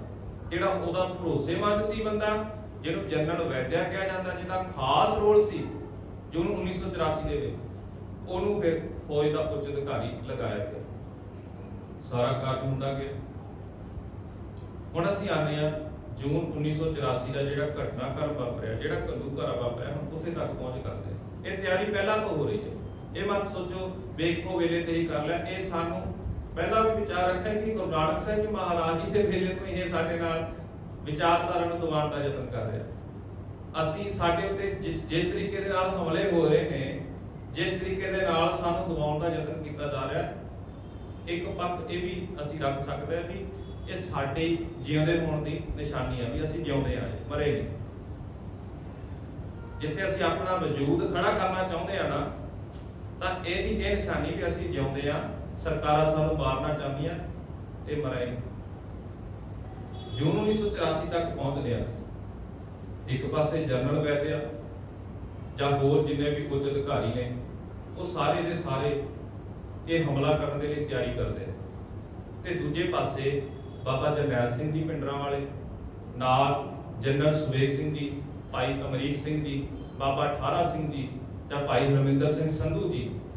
ਇਹ ਮਤ ਸੋਚੋ ਹੁਣ ਵੀ ਇਕੱਲੇ ਸਿੱਖ ਵੀਰ ਹੀ ਸਨ, ਇਹਨਾਂ ਦੇ ਵਿੱਚ ਬੀਬੀ ਪਰਮਜੀਤ ਕੌਰ ਤੇ ਬੀਬੀ ਓਮਕਾਰ ਕੌਰ ਨੇ ਵੀ ਆਪਣਾ ਬਣਦਾ ਯੋਗਦਾਨ ਪਾਇਆ। ਉਹਨਾਂ ਨੇ ਵੀ ਨਾਲ ਬਰਾਬਰ ਜਵਾਬਦੇਹੀ ਦੇ ਵਿੱਚ ਹਥਿਆਰ ਚੁੱਕੇ ਨੇ। ਜਨਰਲ ਸੁਬੇਗ ਸਿੰਘ ਜੀ ਦਾ ਅਸੀਂ ਜ਼ਿਕਰ ਕੀਤਾ। ਜਨਰਲ ਸੁਬੇਗ ਸਿੰਘ ਜੀ ਦੀ ਇਸ ਕਾਰਜ ਦੇ ਵਿੱਚ ਬਹੁਤ ਵੱਡੀ ਮਹੱਤਤਾ ਹੈ। ਮੈਂ ਜਨਰਲ ਸੁਬੇਗ ਸਿੰਘ ਜੀ ਦਾ ਥੋੜਾ ਜਿਹਾ ਪੱਖ ਤੁਹਾਡੇ ਨਾਲ ਸਾਂਝਾ ਕਰਨਾ ਚਾਹਾਂ ਵੀ ਇਹਨਾਂ ਦਾ ਇਸ ਪਾਸੇ ਨੂੰ ਰੁਝਾਨ ਕਿਸ ਤਰ੍ਹਾਂ ਹੁੰਦਾ। ਜਨਰਲ ਸੁਬੇਗ ਸਿੰਘ ਜੀ ਇੰਨੇ ਕਹਿ ਦਈਏ ਵੀ ਦਿਮਾਗੀ ਤੌਰ ਦੇ ਉੱਤੇ ਹਾਜ਼ਰ ਜਵਾਬੀ ਨੇ, ਜਾਂ ਉਹਨਾਂ ਦਾ ਦਿਮਾਗ ਦੀ ਘਾਟ ਇਹੋ ਜੀ ਮਾਲਕ ਦੀ ਕਿਰਪਾ ਦੇ ਨਾਲ ਘੜੀ ਗਈ ਸੀ। ਜਦੋਂ ਬੰਗਲਾਦੇਸ਼ ਵਾਲਾ ਘਟਨਾਕ੍ਰਮ ਵਾਪਰਦਾ ਨਾ, ਬੰਗਲਾਦੇਸ਼ ਦੇ ਵਿੱਚ ਅਸੀਂ ਦੇਖਦੇ ਹਾਂ ਕਿ ਪਾਕਿਸਤਾਨ ਦੀ ਫੌਜ ਨੇ ਆਤਮ ਸਮਰਪਣ ਕੀਤਾ ਸੀ, ਤੇ ਉਹ ਸਾਰਾ ਕਾਰਜ ਜਨਰਲ ਸੁਬੇਗ ਸਿੰਘ ਦੀ ਰਹਿਨਮਾਈ ਹੇਠ ਉਹਨਾਂ ਦੇ ਉਪਰਾਲੇ ਨਾਲ ਹੀ ਹੋਇਆ ਸੀ। ਉਹਨਾਂ ਦੇ ਉਪਰਾਲੇ ਨਾਲ ਪਾਕਿਸਤਾਨ ਦੀ ਪੂਰੀ ਫੌਜ ਨੇ ਆਪਣੇ ਹਥਿਆਰ ਜਨਰਲ ਸੁਬੇਗ ਸਿੰਘ ਦੇ ਹੋਰ ਅੱਗੇ ਉਹਨਾਂ ਦੇ ਉੱਤੇ ਸੌਂਪ ਦਿੱਤੇ ਸੀ, ਆਪਣਾ ਆਤਮ ਸਮਰਪਣ ਕਰ ਦਿੱਤਾ ਸੀ। ਪਰ ਜਨਰਲ ਸੁਬੇਗ ਸਿੰਘ ਦੀ ਇਮਾਨਦਾਰੀ ਨੂੰ ਦੇਖਦੇ ਆ ਕੁਝ ਕਿ ਇਹੋ ਜਿਹੇ ਇਲਜ਼ਾਮ ਲਗਾ ਕੇ ਵੀ ਇਹਨਾਂ ਨੇ ਘੁਟਾਲੇ ਕੀਤੇ ਨੇ, ਇਹੋ ਜਿਹੇ ਇਲਜ਼ਾਮ ਲਗਾ ਕੇ ਉਹਨਾਂ ਨੂੰ ਕੱਢਣਾ ਚਾਹਿਆ। ਤੇ ਜਨਰਲ ਸੁਬੇਗ ਸਿੰਘ ਜੀ ਫਿਰ ਇਹ ਸਾਰਾ ਕੁਝ ਛੱਡ ਛਡਾ ਕੇ ਬਾਬਾ ਜਰਨੈਲ ਸਿੰਘ ਜੀ ਖਾਲਸਾ ਭਿੰਡਰਾਂਵਾਲੇ ਦੇ ਕੋਲ ਆ ਜਾਂਦੇ। ਤੇ ਅਸੀਂ ਕਹਿੰਦੇ ਆ ਨਾ ਵੀ ਬਾਬਾ ਜਰਨੈਲ ਸਿੰਘ ਜੀ ਖਾਲਸਾ ਜਿਹੜੇ ਭਿੰਡਰਾਂਵਾਲੇ ਸਨ, ਉਹ ਕਾਂਗਰਸ ਦੇ ਏਜੰਟ ਸਨ। ਜੇ ਕਾਂਗਰਸ ਦੇ ਏਜੰਟ ਹੁੰਦੇ ਤੇ ਇਹ ਕਾਂਗਰਸ ਸਰਕਾਰ ਦੇ ਵੱਲੋਂ ਸਤਾਇਆ ਹੋਇਆ ਜਨਰਲ ਸੁਬੇਗ ਸਿੰਘ ਬਾਬਾ ਜਰਨੈਲ ਸਿੰਘ ਜੀ ਦੀ ਮਦਦ ਕਰਨ ਲਈ ਤਾਂ ਨਹੀਂ ਜਾਂਦਾ। ਇੱਕ ਇਤਿਹਾਸ ਦੇ ਵਿੱਚ ਬਹੁਤ ਸੋਹਣੇ ਰਾਈਟਰ ਹੋਏ ਨੇ, ਸਰਦਾਰ ਕਪੂਰ ਸਿੰਘ ਜੀ, ਬਹੁਤ ਸੋਹਣੀਆਂ ਕਿਤਾਬਾਂ ਲਿਖੀਆਂ ਨੇ।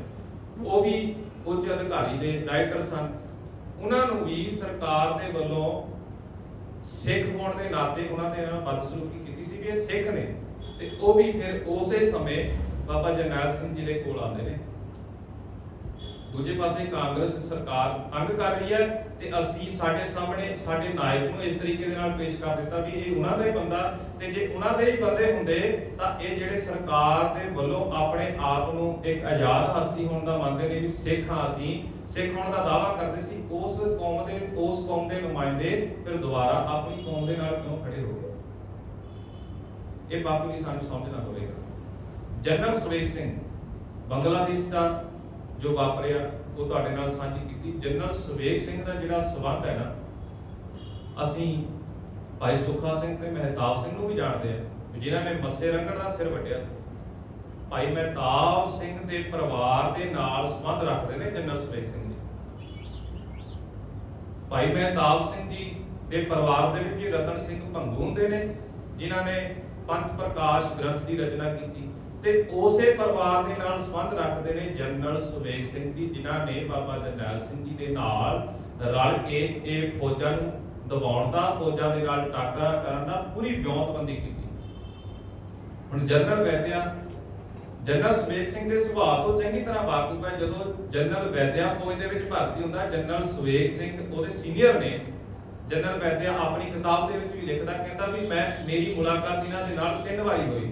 ਇੱਕ ਮੈਂ ਜਦੋਂ ਭਰਤੀ ਹੋਇਆ ਉਦੋਂ ਮੇਰੇ ਇਹ ਸੀਨੀਅਰ ਸਨ, ਮੈਂ ਜੂਨੀਅਰ ਸੀ, ਤੇ ਦੂਜਾ ਕਹਿੰਦਾ ਬੰਗਲਾਦੇਸ਼ ਦਾ ਜੋ ਕੁਝ ਵੀ ਵਾਪਰਿਆ, ਆਤਮ ਸਮਰਪਣ ਕਰਾਇਆ ਪਾਕਿਸਤਾਨ ਦੀ ਫੌਜ ਦੇ ਕੋਲੋਂ, ਕਹਿੰਦਾ ਉਦੋਂ ਇਹਨਾਂ ਦੇ ਨਾਲ ਮਿਲਾਪ ਹੋਇਆ। ਤੇ ਕਹਿੰਦਾ ਤੀਜੀ ਵਾਰੀ ਮਿਲਾਪ ਹੋ ਰਿਹਾ, ਇੱਕ ਪਾਸੇ ਮੈਂ ਤੇ ਇੱਕ ਪਾਸੇ ਜਨਰਲ ਸਵੇਗ ਸਿੰਘ। ਉਹ ਤਾਕਤ ਨੂੰ ਸਮਝਦਾ, ਉਹਨਾਂ ਦੀ ਵਿਉਂਤਬੰਦੀ ਨੂੰ ਵੀ ਸਮਝਦਾ ਵੀ ਇਹ ਕਿਸ ਸ਼ਖਸੀਅਤ ਦੇ ਮਾਲਕ ਨੇ, ਜਾਂ ਇਹ ਕਿੰਨੇ ਕੁ ਨੀਤੀਕਾਰ ਨੇ, ਕਿਸ ਤਰੀਕੇ ਦੇ ਨਾਲ ਜੰਗ ਨੂੰ ਲੜਨਾ ਚਾਹੁੰਦੇ। ਹੁਣ ਜਿਹੜਾ ਬੰਦਾ ਚੁੱਪਚਾਪ ਫੌਜ ਦੇ ਕੋਲੋਂ ਹਥਿਆਰ ਛਡਾ ਸਕਦਾ, ਕੀ ਨਹੀਂ ਕਰ ਸਕਦਾ। ਹੁਣ ਜਨਰਲ ਸਵੇਗ ਸਿੰਘ ਦੀ ਇਹੋ ਜਿਹੀ ਸ਼ਖਸੀਅਤ ਹੈ ਜਿਹੜੀ ਬਾਬਾ ਜਰਨੈਲ ਸਿੰਘ ਜੀ ਦੇ ਕੋਲ ਆਉਂਦੇ ਨੇ। ਤੇ ਫਿਰ ਪੱਤਰਕਾਰਾਂ ਨੇ ਬਾਬਾ ਜਨਰਲ ਸਵੇਗ ਸਿੰਘ ਨੂੰ ਸਵਾਲ ਵੀ ਕੀਤੇ ਸੀ, ਕਹਿੰਦੇ ਤੁਸੀਂ ਇਹ ਭਾਰਤੀ ਹਕੂਮਤ ਦਾ ਜਿਹੜੀ ਨੌਕਰੀ ਕਰਦੇ ਸੀ, ਇਹ ਤੋਂ ਅਸਤੀਫਾ ਦੇ ਕੇ ਸਿੱਖ ਸਿਆਸਤ ਦੇ ਵਿੱਚ ਕਿਉਂ ਆਏ? ਤਾਂ ਉਹਨਾਂ ਨੇ ਆਖਿਆ ਵੀ ਕਹਿੰਦੇ ਵੀ ਜੇਕਰ ਇੱਕ ਇਸੇ ਤਰ੍ਹਾਂ ਰਿਟਾਇਰ ਹੋਇਆ ਜਨਰਲ ਫੌਜ ਦਾ ਆਗੂ ਕਾਂਗਰਸ ਦਾ ਵਿਧਾਇਕ ਬਣ ਸਕਦਾ, ਤਾਂ ਕਹਿੰਦਾ ਮੈਂ ਆਪਣੀ ਸਿੱਖ ਸਿਆਸਤ ਲਈ ਨਹੀਂ ਕੁਝ ਕਰ ਸਕਦਾ। ਤਾਂ ਕਹਿੰਦੇ ਜਦੋਂ ਮੈਂ ਫੌਜ ਦੇ ਵਿੱਚ ਸੀ ਉਦੋਂ ਭਾਰਤ ਦੇ ਲਈ, ਆਪਣੇ ਦੇਸ਼ ਦੇ ਲਈ, ਆਪਣੇ ਸਰੀਰ ਨੂੰ ਲੇਖੇ ਲਾਇਆ। ਕਹਿੰਦੇ ਅੱਜ ਮੈਂ ਕੌਮ ਦੇ ਕਾਰਜਾਂ ਦੇ ਲਈ ਆਪਣੇ ਸਰੀਰ ਨੂੰ ਲੇਖਾ ਲਾਉਣ ਜਾ ਰਿਹਾ, ਤਾਂ ਮੈਨੂੰ ਕਿਸੇ ਵੀ ਤਰ੍ਹਾਂ ਦਾ ਡਰ ਨਹੀਂ, ਕਿਸੇ ਵੀ ਤਰ੍ਹਾਂ ਦੀ ਭੈ ਭਾਵ ਨਹੀਂ। ਮੈਂ ਆਪਣੀ ਕੌਮ ਨੂੰ ਸਮਰਪਣ। ਸਮਾਂ ਆਉਂਦਾ ਅਸੀਂ 1 ਜੂਨ ਤੋਂ ਹੁਣ ਕਾਰਜ ਸ਼ੁਰੂ ਕਰਦੇ। 1 ਜੂਨ ਦਾ ਸਮਾਂ ਆਉਂਦਾ, ਜਿਹੜੇ ਸਭ ਤੋਂ ਪਹਿਲਾਂ ਦਰਬਾਰ ਸਾਹਿਬ ਦੇ ਆਲੇ ਦੁਆਲੇ ਜਿਹੜੀਆਂ ਉੱਚੀ ਬਿਲਡਿੰਗਾਂ ਸਨ, ਜਿੱਥੋਂ ਫੌਜ ਚੰਗੇ ਤਰੀਕੇ ਦੇ ਨਾਲ ਪੂਰੀ ਨਿਰੀਖਣ ਕਰ ਸਕਦੀ ਸੀ, ਜਿੱਥੋਂ ਹਮਲਾ ਕਰਨਾ ਉਹਨਾਂ ਨੂੰ ਸੌਖਾ ਲੱਗਦਾ ਸੀ, ਉਹ ਉੱਚੀਆਂ ਇਮਾਰਤਾਂ ਦੇ ਉੱਤੇ CRPF ਤੇ BSF ਦੀ ਫੌਜ ਨੇ ਆਪਣੇ ਮੋਰਚੇ ਲਗਾਏ ਹੋਏ ਨੇ, ਮੋਰਚੇ ਬਣਾਏ ਹੋਏ ਨੇ। 1 ਜੂਨ ਨੂੰ ਹੋਰ ਬਟਾਲੀਅਨਾਂ ਸੱਦੀਆਂ ਜਾਂਦੀਆਂ, ਹੋਰ ਫੌਜੀ ਬਟਾਲੀਅਨਾਂ ਨੂੰ ਬੁਲਾ ਕੇ ਉਹਨਾਂ ਮੋਰਚਿਆਂ ਦੇ ਵਿੱਚ ਭੇਜੀਆਂ ਜਾਂਦੀਆਂ, ਤੇ CRPF ਵਰਗਿਆਂ ਨੂੰ ਪਿੱਛੇ ਭੇਜ ਦਿੱਤਾ।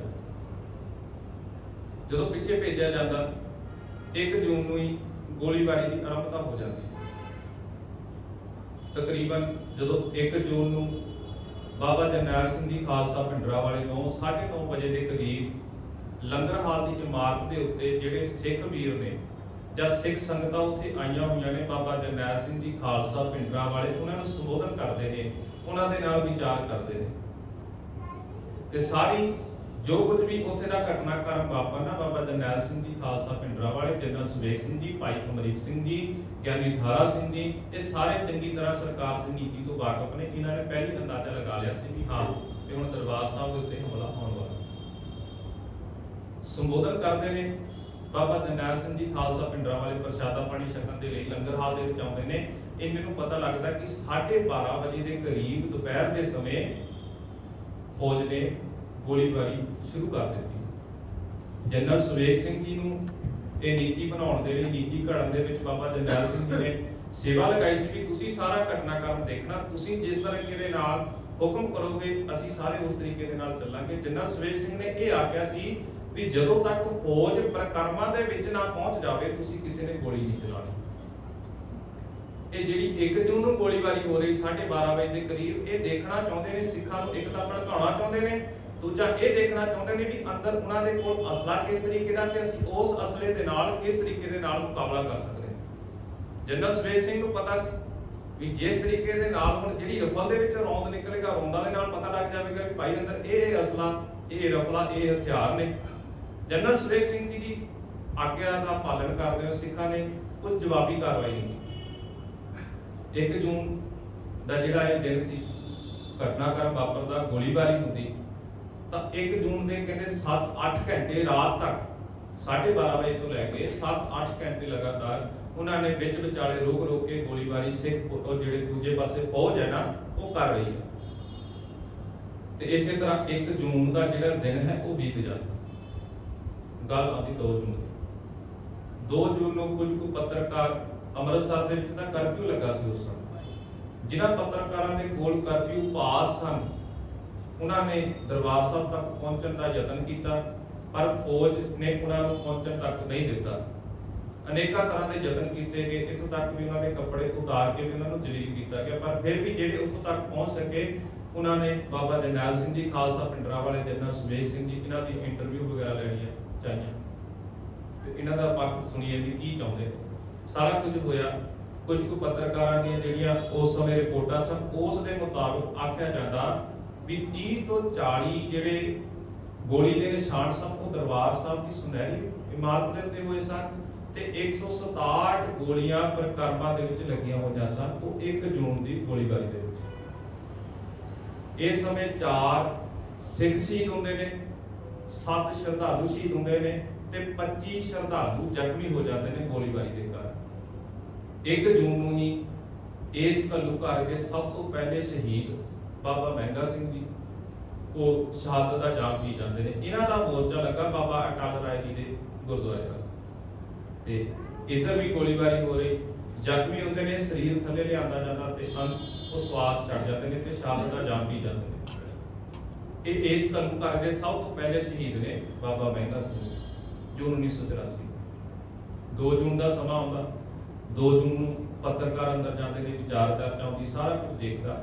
ਇਹਨੇ ਨੂੰ ਦੂਰਦਰਸ਼ਨ ਚੈਨਲ ਦੇ ਉੱਤੇ ਜਾਂ ਜਿਹੜਾ ਸਰਕਾਰ ਦਾ ਮੀਡੀਆ ਸੀ ਉਸ ਮੀਡੀਆ ਦੇ ਰਾਹੀਂ ਇਹ ਖਬਰਾਂ ਪਹੁੰਚ ਜਾਂਦੀਆਂ ਵੀ ਰਾਤ ਨੂੰ ਅੱਜ 8 ਵਜੇ ਦੇਸ਼ ਦੀ ਜਿਹੜੀ ਹੈਗੀ ਆ ਨੁਮਾਇੰਦਗੀ ਕਰਦੀ ਇੰਦਰਾ ਗਾਂਧੀ ਨੇ ਸੰਬੋਧਨ ਹੋਣਾ ਤੇ ਸਾਰਿਆਂ ਦੇ ਹਲਚਲ ਪੈ ਗਈ ਅੰਦਰ ਵੀ ਕੀ ਵਿਚਾਰ ਰੱਖੇਗੀ। 8 ਵਜੇ ਦਾ ਸਮਾਂ ਦਿੱਤਾ ਗਿਆ ਤਾਂ ਜਿਹੜੇ ਉਸ ਸਮੇਂ ਇੰਦਰਾ ਗਾਂਧੀ ਦੇ ਕੋਲ ਪੱਤਰਕਾਰ ਮੌਜੂਦ ਸਨ ਤਾਂ ਉਹਨਾਂ ਪੱਤਰਕਾਰਾਂ ਦੇ ਵਿੱਚ ਵੀ ਇੱਕ ਪੱਤਰਕਾਰ ਨੇ ਵੀਰ ਨੇ ਆਖਿਆ, ਕਹਿੰਦੇ ਵੀ ਜਦੋਂ ਇਹ ਆਪਣੇ ਸਲਾਹਕਾਰਾਂ ਦੇ ਨਾਲ 2 ਜੂਨ ਨੂੰ ਸਲਾਹ ਕਰ ਰਹੀ ਨਾ, ਕਹਿੰਦੇ ਇਹ ਜਦੋਂ ਤੁਰ ਰਹੀ ਆ ਤਾਂ ਲੰਗੜਾ ਕੇ ਤੁਰ ਰਹੀ, ਕਹਿੰਦਾ ਤੂੰ ਤੁਰਿਆ ਵੀ ਨਹੀਂ ਜਾ ਰਿਹਾ। ਜਦੋਂ ਗੱਲ ਕਰਨ ਦੀ ਆਵਾਜ਼ ਦੇ ਵਿੱਚ ਥੜ ਜਿਹੜੀ ਕੰਬਣੀ ਛਿੜੀ ਹੋਈ ਹੈ, ਕਹਿੰਦਾ ਮੈਂ ਸਮਝ ਨਹੀਂ ਸਕਿਆ ਪਰ ਇੰਨਾ ਕੁ ਮੈਂ ਮਹਿਸੂਸ ਕਰ ਸਕਿਆ ਉਸ ਦੀ ਗੱਲ ਨੂੰ ਵੀ ਕਿਤੇ ਨਾ ਕਿਤੇ ਇਹਦੇ ਅੰਦਰ ਨੂੰ ਉਹਨਾਂ ਨੇ ਹਿਲਾ ਕੇ ਰੱਖ ਦਿੱਤਾ। ਕਿਉਂਕਿ ਜਨਰਲ ਵੈਦਿਆ ਇੰਦਰਾ ਗਾਂਧੀ ਦੇ ਨਾਲ ਇਹ ਵਾਅਦਾ ਕਰਕੇ ਆਇਆ ਸੀ ਵੀ ਅਸੀਂ 2 ਤੋਂ 4 ਘੰਟੇ ਦੇ ਵਿੱਚ ਸੰਤ ਗਿਆਨੀ ਜਰਨੈਲ ਸਿੰਘ ਜੀ ਭਿੰਡਰਾਂਵਾਲੇ ਨੂੰ ਫੜ ਕੇ ਲੈ ਆਵਾਂਗੇ 4 ਘੰਟਿਆਂ ਦੇ ਵਿੱਚ। ਪਰ ਜਦੋਂ ਇਹ ਸਾਰਾ ਕੁਝ ਦੇਖਿਆ ਵੀ ਇਹ ਤਾਂ ਕਿਸੇ ਤਰੀਕੇ ਦੇ ਨਾਲ ਸਾਡੀ ਪੂਰੀ ਨਹੀਂ ਕਰ ਰਹੀ। 8 ਵਜੇ ਦਾ ਸਮਾਂ ਰੱਖਿਆ ਗਿਆ, 8 ਵਜੇ ਕੋਈ ਸੰਬੋਧਨ ਨਹੀਂ ਕੀਤਾ। ਫਿਰ ਖਬਰ ਆਈਆਂ ਵੀ 8:30 ਕਰੂਗੀ, ਫਿਰ ਵੀ ਨਹੀਂ ਹਿੰਮਤ ਪਈ। 9:15 ਵਜੇ ਦੇ ਕਰੀਬ ਉਹਨੇ ਭਾਸ਼ਣ ਦਿੱਤਾ। ਭਾਸ਼ਣ ਦੇ ਵਿੱਚ ਇਹ ਆਖਿਆ, ਕਹਿੰਦੀ ਵੀ ਮੈਂ ਪੰਜਾਬ ਦੇ ਲਈ ਫਿਕਰਮੰਦ ਹਾਂ ਤੇ ਇਸ ਲਈ ਅਸੀਂ ਪੰਜਾਬ ਨੂੰ ਅਮਨ ਸ਼ਾਂਤੀ ਦਾ ਜਿਹੜਾ ਮਾਹੌਲ ਕਾਇਮ ਕਰਨ ਦੇ ਲਈ ਸਾਨੂੰ ਇਹ ਕੰਮ ਕਰਨਾ ਪੈ ਰਿਹਾ ਤੇ ਨਾਲ ਹੀ ਨਾਲ ਇਹ ਵੀ ਸੰਬੋਧਨ ਕਰ ਦਿੱਤਾ ਗਿਆ ਕਿ ਪੰਜਾਬ ਦੇ ਵਿੱਚ ਕਰਫਿਊ ਲੱਗ ਗਿਆ, ਪੂਰੇ ਪੰਜਾਬ ਦੇ ਵਿੱਚ ਕਰਫਿਊ ਲੱਗ ਗਿਆ। ਕਿਉਂਕਿ ਉਹਨਾਂ ਨੂੰ ਪਤਾ ਸੀ ਕਿ ਗਾਹੇ ਬਗਾਹੇ ਜੇਕਰ ਪੰਜਾਬ ਦੇ ਪਿੰਡਾਂ ਤੱਕ ਇਹ ਸਾਰੀ ਦੀ ਸਾਰੀ ਗੱਲ ਫੈਲ ਗਈ ਨਾ ਤਾਂ ਵਹੀਰਾ ਘੱਟ ਕੇ ਸਿੱਖ ਇੱਥੇ ਪਹੁੰਚ ਜਾਣਗੇ ਤੇ ਸਾਡੇ ਕੋਲੋਂ ਕਾਬੂ ਨਹੀਂ ਹੋਣਾ ਸਾਰਾ ਕੁਝ। ਨਾਤਾ ਤੋੜ ਦਿੱਤਾ ਗਿਆ ਅੰਮ੍ਰਿਤਸਰ ਸ਼ਹਿਰ ਦਾ ਬਾਕੀ ਪੰਜਾਬ ਦੇ ਸ਼ਹਿਰਾਂ ਦੇ ਨਾਲ। ਇਹ ਘਟਨਾਕ੍ਰਮ ਵਾਪਰਦਾ 3 ਜੂਨ ਨੂੰ ਹੀ ਅਸੀਂ ਕੱਲ ਵੀ ਸ਼ਹੀਦੀ ਦਿਹਾੜਾ ਮਨਾਇਆ ਧੰਨ ਗੁਰੂ ਅਰਜਨ ਸਾਹਿਬ ਜੀ ਮਹਾਰਾਜ ਜੀ ਦਾ। 3 ਜੂਨ ਨੂੰ ਧੰਨ ਗੁਰੂ ਅਰਜਨ ਸਾਹਿਬ ਜੀ ਮਹਾਰਾਜ ਜੀ ਦਾ ਜੂਨ 1984 ਦੇ ਵਿੱਚ ਸ਼ਹੀਦੀ ਦਿਹਾੜਾ ਆਉਂਦਾ ਤੇ ਇਸ ਸ਼ਹੀਦੀ ਦਿਹਾੜੇ ਨੂੰ ਮਨਾਉਣ ਦੇ ਲਈ ਸਿੱਖਾਂ ਦੇ ਵਿੱਚ ਵੀ ਬੜੀ ਸ਼ਰਧਾ ਭਾਵਨਾ ਸੀ। ਹੁਣ ਆਪਣੇ ਗੁਰੂ ਦੇ ਲਈ ਅਸੀਂ ਕੀ ਕੁਝ ਨਹੀਂ ਕਰ ਸਕਦੇ। ਸਰਕਾਰ ਨੇ ਵੀ ਨੀਤੀ ਚੱਲੀ, ਫੌਜ ਨੇ ਵੀ ਨੀਤੀ ਚੱਲੀ ਵੀ ਚਲੋ ਕੁਝ ਘੰਟੇ ਲਈ ਅਸੀਂ ਕਰਫਿਊ ਤੋਂ ਰਾਹਤ ਦਈਏ। 9 ਵਜੇ ਤੋਂ ਲੈ ਕੇ 11 ਵਜੇ ਤੱਕ ਦਾ ਸਮਾਂ ਜਿਹੜਾ ਸੀ ਉਹ ਅੰਮ੍ਰਿਤਸਰ ਦੇ ਵਿੱਚ ਢਿੱਲ ਦਿੱਤੀ ਗਈ ਵੀ ਤੁਸੀਂ ਕਿਤੇ ਨਾ ਕਿਤੇ ਆ ਜਾ ਸਕਦੇ ਹੋ। ਪਰ ਜਿਹੜੇ ਸ਼ਰਧਾਲੂ ਸਨ ਉਹਨਾਂ ਦੇ ਮਨ ਦੇ ਵਿੱਚ ਕਿਸੇ ਤਰ੍ਹਾਂ ਦਾ ਡਰ ਨਹੀਂ। ਉਹ ਸਾਰਿਆਂ ਨੇ ਯਤਨ ਕੀਤਾ ਕਿ ਅਸੀਂ ਦਰਬਾਰ ਸਾਹਿਬ ਚਲੇ ਜਾਈਏ, ਅਸੀਂ ਨਤਮਸਤਕ ਹੋਈਏ ਉੱਥੇ ਜਾ ਕੇ। ਆਪਣੇ ਗੁਰੂ ਪ੍ਰਤੀ ਭਾਵਨਾ ਸੀ, ਵਹੀਰਾ ਕਰਕੇ ਉੱਥੇ ਪਹੁੰਚੇ ਪਰ ਉਹ ਵਾਪਸ ਨਹੀਂ ਜਾ ਸਕੇ ਕਿਉਂਕਿ 11 ਵਜੇ ਤੱਕ ਦਾ 2 ਘੰਟੇ ਦਾ ਸਮਾਂ ਸੀ। ਜਿੰਨੇ ਕੁ ਵਾਪਸ ਆ ਸਕਦੇ ਸੀ ਜਾਂ ਜਿਨ੍ਹਾਂ ਦਾ ਕੋਈ ਕਾਰਜ ਇਹੋ ਜਿਹਾ ਸੀ ਆ ਸਕੇ, ਪਰ ਬਾਕੀ ਦੇ ਬਾਕੀ ਉੱਥੇ ਰੁਕ ਗਏ। ਫਿਰ ਕਰਫਿਊ ਲਗਾ ਦਿੱਤਾ ਜਾਂਦਾ। ਇਹ 2 ਜੂਨ ਦਾ ਘਟਨਾਕ੍ਰਮ ਜਿਹੜਾ ਇਹ ਵਾਪਰਦਾ। 2 ਜੂਨ ਨੂੰ ਇਹੋ ਜਿਹੇ ਹਾਲਾਤ ਨੇ, ਵਿੱਚ ਵਿਚਾਲੇ ਕਿਤੇ ਨਾ ਕਿਤੇ ਗੋਲੀਬਾਰੀ ਵੀ ਹੋ ਰਹੀ, ਪੱਤਰਕਾਰਾਂ ਦੇ ਨਾਲ ਵੀ ਗੱਲਬਾਤ ਹੋ ਰਹੀ ਹੈ। ਸਮਾਂ ਬੀਤਦਾ ਜਾਂਦਾ, ਨਾਲ ਨਾਲ ਫੌਜਾਂ ਦੀ ਵਿਉਂਤਬੰਦੀ ਘੜੀ ਜਾਂਦੀ ਵੀ ਤੁਸੀਂ ਇਸ ਇਲਾਕੇ ਤੋਂ ਇੰਨੇ ਫੌਜੀਆਂ ਨੇ ਅੰਦਰ ਜਾਣਾ, ਸੈਂਕੜੇ ਫੌਜੀ ਨੇ ਤੇ ਅੰਦਰ ਮੁੱਠੀ ਭਰ ਸਿੰਘ। ਇਤਿਹਾਸਕਾਰ ਲਿਖਦੇ ਨੇ ਕਿ ਜੰਗ ਚਮਕੌਰ ਦੀ ਜਿਹੜੀ ਹੋਈ ਸੀ ਨਾ, ਇਹ ਸਿੰਘਾਂ ਨੇ ਦੁਬਾਰਾ ਉਹ ਇਤਿਹਾਸ ਦੁਹਰਾਇਆ ਜਿੱਥੇ ਉੱਥੇ ਧੰਨ ਗੁਰੂ ਗੋਬਿੰਦ ਸਿੰਘ ਜੀ ਮਹਾਰਾਜ ਜੀ ਦੇ ਥਾਪੜੇ ਦੇ ਨਾਲ 40 ਸਿੰਘਾਂ ਨੇ 10 ਲੱਖ ਦੀ ਫੌਜ ਦਾ ਮੁਕਾਬਲਾ ਕੀਤਾ। ਕਹਿੰਦੇ ਅੱਜ ਇਹ ਹਿੰਦੁਸਤਾਨ ਦੀ ਜਿਹੜੀ ਫੌਜ ਹੈ ਪੰਜਾਬ ਦੇ ਉੱਤੇ ਚੜ੍ਹ ਕੇ ਆਈ ਤੇ ਇਸੇ ਤਰ੍ਹਾਂ ਮੁੱਠੀ ਭਰ ਸਿੰਘ ਮੁਕਾਬਲਾ ਕਰਨ ਦੇ ਲਈ ਤਿਆਰ ਨੇ। ਇਤਿਹਾਸਕਾਰਾਂ ਨੇ ਆਪਣੀ ਕਲਮ ਦੇ ਨਾਲ ਇਹ ਵੀ ਲਿਖਿਆ, ਕਹਿੰਦੇ ਜਿਹੜੇ ਅਕਾਲ ਤਖਤ ਸਾਹਿਬ ਦੇ ਉੱਤੇ ਸਿੰਘ ਮੌਜੂਦ ਨੇ ਨਾ, ਤੇ ਜਿੰਨੇ ਵੀ ਉੱਥੇ ਸਿੱਖ ਨੇ ਤਾਂ ਕਹਿੰਦੇ ਵੀ ਕਿਸੇ ਦੇ ਚਿਹਰੇ ਦੇ ਵਿੱਚੋਂ ਬਾਬਾ ਫਤਿਹ ਸਿੰਘ ਦਿਸ ਰਿਹਾ, ਕਿਸੇ ਦੇ ਚਿਹਰੇ ਦੇ ਵਿੱਚੋਂ ਭਾਈ ਬਚਿੱਤਰ ਸਿੰਘ ਦਿਖ ਰਿਹਾ, ਕਿਸੇ ਦੇ ਚਿਹਰੇ ਦੇ ਵਿੱਚੋਂ ਅਜੀਤ ਸਿੰਘ ਜੀ ਦਿਖ ਰਹੇ ਨੇ। ਤੇ ਕਹਿੰਦੀ ਇਹੋ ਜੀ ਗੁਰੂ ਦੀ ਬਖਸ਼ਿਸ਼ ਸੀ, ਤੇ ਕਹਿੰਦੇ ਉਹਨਾਂ ਦੇ ਚਿਹਰਿਆਂ ਦੇ ਉੱਤੇ ਇਹੋ ਜਿਹਾ ਨੂਰ ਸੀ ਤੇ ਉਹ ਹੱਸ ਕੇ ਇਹ ਆਖਰੇ ਸਨ ਵੀ ਲੈ ਸਾਡੀ ਜ਼ਿੰਦਗੀ ਜਿਹੜੀ ਹੈ ਉਹ ਗੁਰੂ ਦੇ ਲੇਖੇ ਲੱਗਣ ਲੱਗ। ਸਿੱਖ ਦੇ ਅੰਦਰ ਮਰਨ ਦਾ ਖੋਫ ਨਹੀਂ। ਜੇਕਰ ਉਹ ਮੌਤ ਸਾਡੇ ਸਿਧਾਂਤ ਲਈ ਹੋ ਜਾਵੇ, ਸਾਡੇ ਗੁਰੂ ਲਈ ਹੋ ਜਾਵੇ, ਜੇਕਰ ਸਿੱਖ ਨੂੰ ਇੱਕ ਪਾਸੇ ਇਹ ਦਾਅਵਾ ਕਰ ਦਿੱਤਾ ਜਾਵੇ ਨਾ ਤੈਨੂੰ ਮੌਤ ਤੋਂ ਬਾਅਦ ਤੈਨੂੰ ਸਵਰਗ ਪ੍ਰਾਪਤ ਹੋਵੇਗਾ, ਤੂੰ ਆਹ ਕਾਰਜ ਕਰ, ਉਹ ਸਿੱਖ ਦੇ ਅੰਦਰ ਇਹੋ ਜਿਹੀ ਭਾਵਨਾ, ਉਹ ਕਹਿੰਦਾ ਮੈਂ ਜਿਉਂਦੇ ਜੀ ਆਪਣੇ ਗੁਰੂ ਲਈ ਇਹੋ ਜਿਹਾ ਕਾਰਜ ਕਰਨਾ ਚਾਹਾਂਗਾ ਕਿ ਜੇਕਰ ਮੈਂ ਮਰ ਜਾਵਾਂ ਮੈਨੂੰ ਸਵਰਗ ਦਾ ਲਾਲਚ ਨਹੀਂ, ਮੈਂ ਸ਼ਹੀਦਾਂ ਦੀ ਸ਼ਰਨ ਦੇ ਵਿੱਚ ਰਹਿਣਾ ਮਨਜ਼ੂਰ ਕਰਾਂ। ਇਹੋ ਜਿਹਾ ਸਿੱਖਾਂ ਦੇ ਹੌਸਲੇ ਸਨ, ਇਹੋ ਜਿਹੀ ਸਿੱਖਾਂ ਦੇ ਅੰਦਰ ਭਾਵਨਾ ਸੀ ਆਪਣੇ ਗੁਰੂ ਪ੍ਰਤੀ। ਇਹ ਕਾਰਜ ਵਾਪਰਦਾ। ਹੁਣ ਅੱਜ ਦਾ ਸਮਾਂ, ਅੱਜ 4 ਜੂਨ ਹੈ। ਜਨਰਲ ਸੁਵੇਗ ਸਿੰਘ ਜੀ ਨੇ ਆਪ ਮੋਰਚਿਆਂ ਦੇ ਉੱਤੇ ਜਾ ਕੇ ਸਿੱਖਾਂ ਨੂੰ ਜਿਹੜੇ ਉਸ ਸਮੇਂ ਹਕੂਮਤ ਦਾ ਸਾਹਮਣਾ ਕਰਨਾ, ਜਿਨ੍ਹਾਂ ਨੇ ਟਾਕਰਾ ਕਰਨਾ, ਜਨਰਲ ਸੁਵੇਗ ਸਿੰਘ ਉਹਨਾਂ ਦੀ ਹੌਸਲਾ ਅਫਜ਼ਾਈ ਕਰਨ ਦੇ ਲਈ ਆਪ ਹੱਥ ਦੇ ਵਿੱਚ ਹਥਿਆਰ ਲੈ ਕੇ ਵੱਖ-ਵੱਖ ਮੋਰਚੇ ਦੇ ਉੱਤੇ ਜਾ ਕੇ ਦੇਖ ਰਹੇ ਨੇ ਤੇ ਜਾ ਕੇ ਉਹਨਾਂ ਨੂੰ ਹੌਸਲਾ ਦੇ ਰਹੇ ਨੇ ਵੀ ਸਿੰਘੋ ਡਟ ਕੇ ਮੁਕਾਬਲਾ ਕਰਨਾ। ਤੇ ਉਹਨਾਂ ਸਮਿਆਂ ਦੇ ਵਿੱਚ ਬਾਬਾ ਜਰਨੈਲ ਸਿੰਘ ਜੀ ਇੱਕ ਧਾਰਨਾ ਆਮ ਤੌਰ ਦੇ ਉੱਤੇ ਪੜਿਆ ਕਰਦੇ ਸਨ, ਆਪਾਂ ਉਹਨਾਂ ਸ਼ਹੀਦਾਂ ਨੂੰ ਸਮਰਪਿਤ ਹੋਣਾ। ਅਸੀਂ ਵੀ ਉਹਨਾਂ ਸ਼ਹੀਦਾਂ ਦੀ ਯਾਦ ਦੇ ਵਿੱਚ ਉਹ ਧਾਰਨਾ ਪੜ੍ਹਨ ਦਾ ਯਤਨ ਕਰਦੇ। ਬਾਬਾ ਜਰਨੈਲ ਸਿੰਘ ਜੀ ਆਖਦੇ ਸਨ, ਸਿਰ ਦਿੱਤਿਆਂ ਬਾਝ ਨਹੀਂ ਰਹਿਣਾ, ਧਰਮ ਸਿਰ ਦਿੱਤਿਆਂ ਬਾਝ ਨਹੀਂ ਰਹਿਣਾ।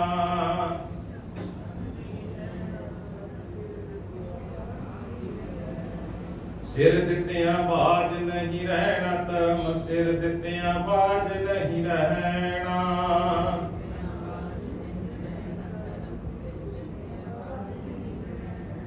ਸੂਰਾ ਸੋ ਪਹਿਚਾਨੀਐ, ਸੂਰਾ ਸੋ ਪਹਿਚਾਨੀਐ,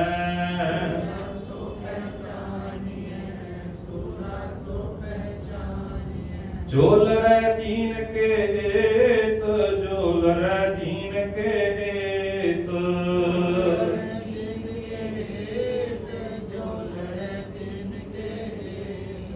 ਪੁਰਜਾ ਪੁਰਜਾ ਕਟ ਮਰੈ, ਪੁਰਜਾ ਪੁਰਜਾ ਕਟ ਮਰੈ, ਪੁਰਜਾ ਪੁਰਜਾ ਕਟ ਮਰੈ, ਪੁਰਜਾ ਪੁਰਜਾ ਕਟ ਮਰੈ। ਕਬਹੂ ਨ ਛੱਡ ਖੇਤ, ਕਬਹੂ ਨ ਛੱਡ ਖੇਤ, ਕਬਹੂ ਨ ਛੱਡ ਖੇਤ, ਕਬਹੂ ਨ ਛੱਡ ਖੇਤ। ਸੂਰਾ ਸੋ ਪਹਿਚਾਨੀਐ, ਸੂਰਾ ਸੋ ਪਹਿਚਾਨੀਐ, ਸੂਰਾ ਸੋ ਪਹਿਚਾਨੀਐ, ਸੂਰਾ ਸੋ ਪਹਿਚਾਨੀਐ। ਜੋ ਲੜੈ ਦੀਨ ਕੇ ਹੇਤ, ਜੋ ਲੜੈ ਦੀਨ ਕੇ ਹੇਤ, ਜੋ ਲੜੈ ਦੀਨ ਕੇ ਹੇਤ, ਜੋ ਲੜੈ ਦੀਨ ਕੇ ਹੇਤ। ਜਨਰਲ ਸੁਵੇਗ ਸਿੰਘ ਜਿੱਥੇ ਆਪ ਜਾ ਕੇ ਮੋਰਚਿਆਂ ਦੇ ਉੱਤੇ ਜਾ ਕੇ ਸਿੱਖਾਂ ਨੂੰ ਹੌਸਲਾ ਦੇ ਰਹੇ ਤੇ ਬਾਬਾ ਜਰਨੈਲ ਸਿੰਘ ਜੀ ਖਾਲਸਾ ਪਿੰਡਰਾਂ ਵਾਲੇ ਉਹਨਾਂ ਦੇ ਸਾਹਮਣੇ ਕੋਈ ਇਤਿਹਾਸ ਦੇ ਪਲ ਲੈ ਕੇ ਆ ਰਹੇ ਨੇ।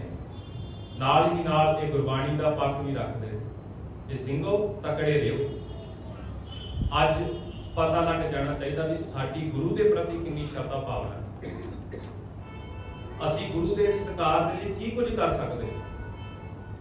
3 ਜੂਨ ਦਾ ਸਮਾਂ ਆਉਂਦਾ, ਇਹੋ ਜਿਹੇ ਘਟਨਾਕ੍ਰਮ ਵਾਪਰਦੇ, ਨਾਲ ਹੀ ਨਾਲ ਫਿਰ ਗੋਲੀਬਾਰੀ ਰੁਕ ਕੇ ਚੱਲ ਰਹੀ ਹੈ। ਕਿਤੇ ਦਰਬਾਰ ਸਾਹਿਬ ਦੇ ਉੱਤੇ ਗੋਲੀਬਾਰੀ ਹੋ ਰਹੀ ਹੈ ਤੇ ਬਾਬਾ ਜਰਨੈਲ ਸਿੰਘ ਜੀ ਭਿੰਡਰਾਂ ਵਾਲਿਆਂ ਨੂੰ ਇੱਥੋਂ ਤੱਕ ਪਤਾ ਲੱਗਾ ਕਿ ਜਿਹੜਾ ਮੋਰਚਾ ਲੰਗਰ ਹਾਲ ਦੇ ਉੱਤੇ ਲੱਗਾ ਹੋਇਆ, ਉਸ ਲੰਗਰ ਹਾਲ ਦੇ ਮੋਰਚੇ ਦੇ ਵਿੱਚ ਜਿਹੜੇ ਅਗਵਾਈ ਕਰਦੇ ਸਿੱਖ ਨੇ ਉਹ ਸ਼ਹਾਦਤ ਦਾ ਜਾਮ ਪੀ ਗਏ ਤੇ ਬਾਬਾ ਜਰਨੈਲ ਸਿੰਘ ਜੀ ਨੇ ਆਖਿਆ ਵੀ ਸਿੰਘੋ ਬਿਨਾਂ ਮਤਲਬ ਤੋਂ ਬਾਹਰ ਨਹੀਂ ਨਿਕਲਣਾ। ਜਦੋਂ ਅੱਤ ਦੀ ਲੋੜ ਪੈ ਜਾਵੇ ਫਿਰ ਤੁਸੀਂ ਮੋਰਚੇ ਤੋਂ ਬਾਹਰ ਨਿਕਲ ਸਕਦੇ ਹੋ, ਬਿਨਾਂ ਲੋੜ ਤੋਂ ਤੁਸੀਂ ਬਾਹਰ ਨਹੀਂ ਜਾਣਾ। ਸਿੰਘਾਂ ਨੇ ਇਸ ਹੁਕਮ ਨੂੰ ਸਿਰ ਮੱਥੇ ਮੰਨਿਆ। ਹੁਣ ਸਮਾਂ ਆਉਂਦਾ 4 ਜੂਨ ਦਾ। 4 ਜੂਨ ਨੂੰ ਇਤਿਹਾਸਕਾਰ ਲਿਖਦੇ ਨੇ ਕਿ ਜਨਰਲ ਸੁਵੇਗ ਸਿੰਘ ਜੀ ਅਕਾਲ ਤਖਤ ਸਾਹਿਬ ਦੇ ਉੱਤੇ ਸੋਧਾ ਅਰਦਾਸਾ ਸੋਧਿਆ ਜਾਂਦਾ ਤੇ ਮਹਾਰਾਜ ਦਾ ਸਰੂਪ ਦਰਬਾਰ ਸਾਹਿਬ ਦੇ ਵਿੱਚ ਪ੍ਰਕਾਸ਼ ਕਰਨ ਦੇ ਲਈ ਲਿਆਂਦਾ ਜਾਂਦਾ। ਉਧਰੋਂ ਗੋਲੀਬਾਰੀ ਵੀ ਹੋ ਰਹੀ ਹੈ। जनरल सुबेग सिंह जी आप उस पालकी नूं मोढा ला के महाराज दा स्वरूप दरबार साहब तक लैके आउंदे। प्रकाश हुंदा, आसा दी वार दा कीर्तन भी हुंदा, असीं मर्यादा जाणदे आ। आसा दी वार दा कीर्तन हो रहा 4:30 बजे के करीब दोबारा तो बंगवारी शुरू हो जाती, क्योंकि फौज नूं ये पता सी भी बाबा जरनैल सिंह जी खालसा पिंडरां वाले जिहड़े ने ना, जिहड़े इन्हां दे मुख आगू ने, वो अकाल तख्त साहब के कोल जिहड़ी इमारत है उत्थे बैठे। इन्हां ने हमला करना चाहा, गोला उधर नूं दाग दिता अकाल तख्त साहब वाल।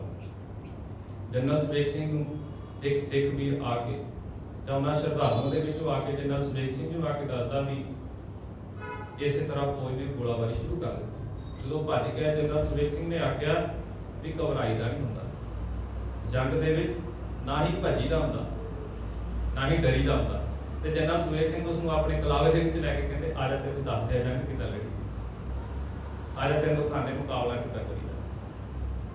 ਜਨਰਲ ਸੁਬੇਗ ਸਿੰਘ ਜੀ ਆਏ, ਕਿਉਂਕਿ ਇਹ ਐਲਾਨ ਕਰ ਦਿੱਤਾ ਸੀ कि जदों तक फौजी अंदर नहीं आते ना तुसी हमला नहीं करना, कोई गोलीबारी नहीं करनी, क्योंकि सिखां दे कोल हथियारां दी असले दी घाट सी। ते बाबा जरनैल सिंह जी खालसा पिंडरां वाले ने यह भी आख दिता सी भी याद रखना तुहाडी गोली कोई अजाई ना जावे, कम से कम एक गोली दे नाल एक बंदा मरना चाहिए। पर कर्मां दे विच बूट पा के फौजी दाखल होंदे, किन्नियां ही बेपत्तियां उस अस्थान ਦੀਆਂ ਕੀਤੀਆਂ ਜਾਂਦੀਆਂ। एक टैंक लंगर हाल ਦੇ ਵੱਲੋਂ ਮੰਜੀ ਹਾਲ ਦੇ ਵੱਲੋਂ ਆਉਂਦਾ, ਅਸੀਂ ਜਾਣਦੇ ਹਾਂ ਬਾਬਾ ਦੀਪ ਸਿੰਘ ਜੀ ਦਾ ਜਿੱਥੇ ਅਸਥਾਨ ਹੈ, ਉਸ ਅਸਥਾਨ ਦੇ ਉੱਤੇ ਆ ਕੇ ਜਿਹੜਾ ਟੈਂਕ ਹੈ ਨਾ, ਕਿਉਂਕਿ ਉਹਨਾਂ ਦੀ ਹੁਣ ਗੋਲੀਆਂ ਦੇ ਨਾਲ ਫੌਜੀਆਂ ਦਾ ਦੇਖਦਾ ਵੀ ਸਾਡਾ ਬੱਸ ਨਹੀਂ ਚੱਲ ਰਿਹਾ, ਟੈਂਕਾਂ ਦਾ ਸਹਾਰਾ ਲੈ ਰਹੇ ਨੇ, ਬਖਤਰਵਾਲ ਗੱਡੀਆਂ ਦਾ ਸਹਾਰਾ ਲੈ ਰਹੇ ਨੇ। ਉਹ ਟੈਂਕ ਉਸ ਅਸਥਾਨ ਦੇ ਰਾਹੀਂ ਪਰਿਕਰਮਾ ਦੇ ਵਿੱਚ ਸ਼ਾਮਲ ਕੀਤਾ ਜਾਂਦਾ, ਜਿੱਥੇ ਬਾਬਾ ਦੀਪ ਸਿੰਘ ਜੀ ਦਾ ਅਸਥਾਨ ਹੈ ਉਹ ਟੈਂਕ ਉੱਥੇ ਹੀ ਦੱਸ ਜਾਂਦਾ।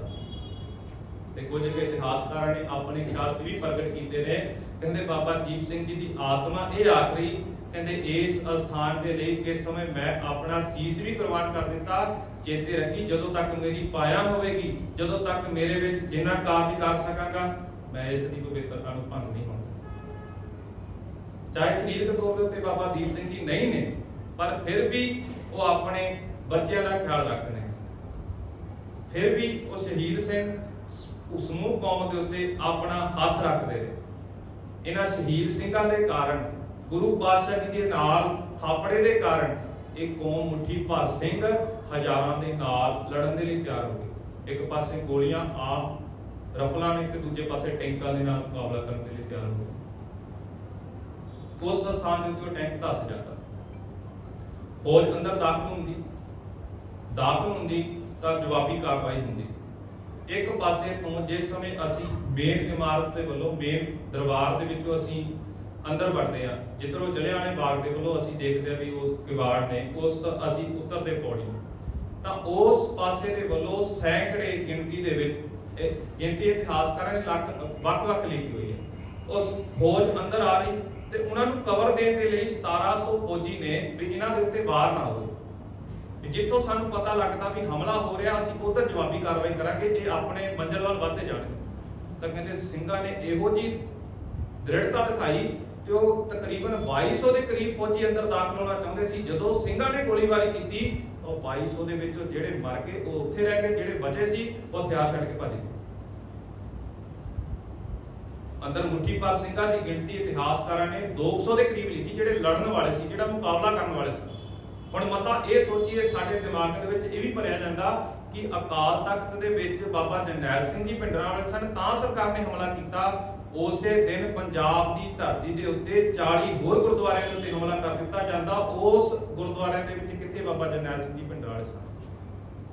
ਜਿਹੜੀ ਪਰਿਭਾਸ਼ਾ ਤੁਹਾਡੇ ਨਾਲ ਸ਼ੁਰੂ ਚ ਸਾਂਝੀ ਕੀਤੀ, ਸਾਕਾ ਨੀਲਾ ਤਾਰਾ, ਇਹ ਸਾਕਾ ਨੀਲੇ ਤਾਰੇ ਦਾ ਮਤਲਬ ਵੀ ਇਹੀ ਸੀ ਵੀ ਜਿੱਥੇ ਕਿਤੇ ਨੀਲੀਆਂ ਪੱਗਾਂ ਵਾਲੇ, ਨੀਲੇ ਬਾਣੇ ਵਾਲੇ ਰਹਿੰਦੇ ਨੇ, ਇਹਨਾਂ ਨੂੰ ਖਤਮ ਕਰ ਦਿਓ। ਇਹ ਨਾਂ ਸਰਕਾਰ ਨੇ ਇਸ ਕਰਕੇ ਰੱਖਿਆ ਸੀ। ਕੱਲਾ ਅਕਾਲ ਤਖਤ ਨੂੰ ਖਤਮ ਕਰਨ ਦਾ ਯਤਨ ਨਹੀਂ ਕੀਤਾ, ਜਿਹੜਾ ਹੈ ਹੀ ਤਖਤ ਅਕਾਲ ਦਾ, ਉਹਨੂੰ ਆਮ ਲੋਕ ਕੀ ਯਤਨ ਕਰ ਲੈਣਗੇ ਖਤਮ ਕਰਨ ਦੇ। 4 ਜੂਨ ਦਾ ਇਹ ਘਟਨਾਕ੍ਰਮ ਵਾਪਰਦਾ ਆਸਾ ਦੀ ਵਾਰ ਦੀਆਂ, ਜਿੱਥੇ ਧੁਨਾਂ ਚੱਲਦੀਆਂ ਸਨ, ਜਿੱਥੇ ਸਰਬੱਤ ਦੇ ਭਲੇ ਦੀ ਅਰਦਾਸ ਹੋ ਰਹੀ ਹੈ, ਤੇ ਉਹ ਬਾਣੀ ਪੜ੍ਹਦੇ ਸਿੰਘਾਂ ਦੇ ਉੱਤੇ ਗੋਲੀ ਚਲਾ ਦਿੱਤੀ ਜਾਂਦੀ। ਉਹਨਾਂ ਸਿੰਘਾਂ ਦਾ ਕੀ ਕਸੂਰ ਸੀ? ਇੱਕ ਜਥਾ ਦਰਬਾਰ ਸਾਹਿਬ ਦੀ ਸੇਵਾ ਨਿਭਾਉਣ ਤੋਂ ਬਾਅਦ ਰਾਗੀ ਜਥਾ ਬਾਹਰ ਜਾ ਰਹੇ ਨੇ ਤੇ ਇਤਿਹਾਸਕਾਰ ਲਿਖਦੇ ਨੇ ਉਹਨਾਂ ਦੇ ਵਿੱਚ ਦੋ ਰਾਗੀ ਸਿੰਘ ਨੇ ਜਿਹੜੇ ਉਹ ਸੂਰਮੇ ਸਿੰਘ ਨੇ ਜਿਨ੍ਹਾਂ ਨੂੰ ਨੇਤਰਹੀਣ ਕਹਿ ਦਿੰਦੇ ਨੇ। ਖਾਲਸੇ ਦੇ ਬੋਲਿਆਂ ਦੇ ਵਿੱਚ ਉਹਨਾਂ ਨੂੰ ਸੂਰਮੇ ਸਿੰਘ ਆਖਿਆ ਜਾਂਦਾ। ਉਹ ਪਤਾ ਲੱਗ ਰਿਹਾ ਵੀ ਉਹ ਜਿਹੜਾ ਨਾਲ ਇੱਕ ਸੇਵਾਦਾਰ ਹੈ ਉਹਦਾ ਪੱਲਾ ਫੜ ਕੇ ਉਹ ਬਾਹਰ ਜਾ ਰਹੇ ਨੇ ਤੇ ਫੌਜ ਨੂੰ ਉਹਨਾਂ ਉੱਤੇ ਤਰਸ ਨਹੀਂ ਆਇਆ। ਜਿਹੜਾ ਨੇਤਰਹੀਣ ਹੈ ਉਹ ਕੀ ਫੌਜ ਦਾ ਮੁਕਾਬਲਾ ਕਰ ਸਕਦਾ ਤੇ ਫੌਜ ਨੇ ਉਹਨਾਂ ਦੇ ਉੱਤੇ ਵੀ ਹਮਲਾ ਕਰ ਦਿੱਤਾ ਤੇ ਉਹ ਵੀ ਸ਼ਹਾਦਤ ਦਾ ਜਾਮ ਪੀ ਜਾਂਦੇ।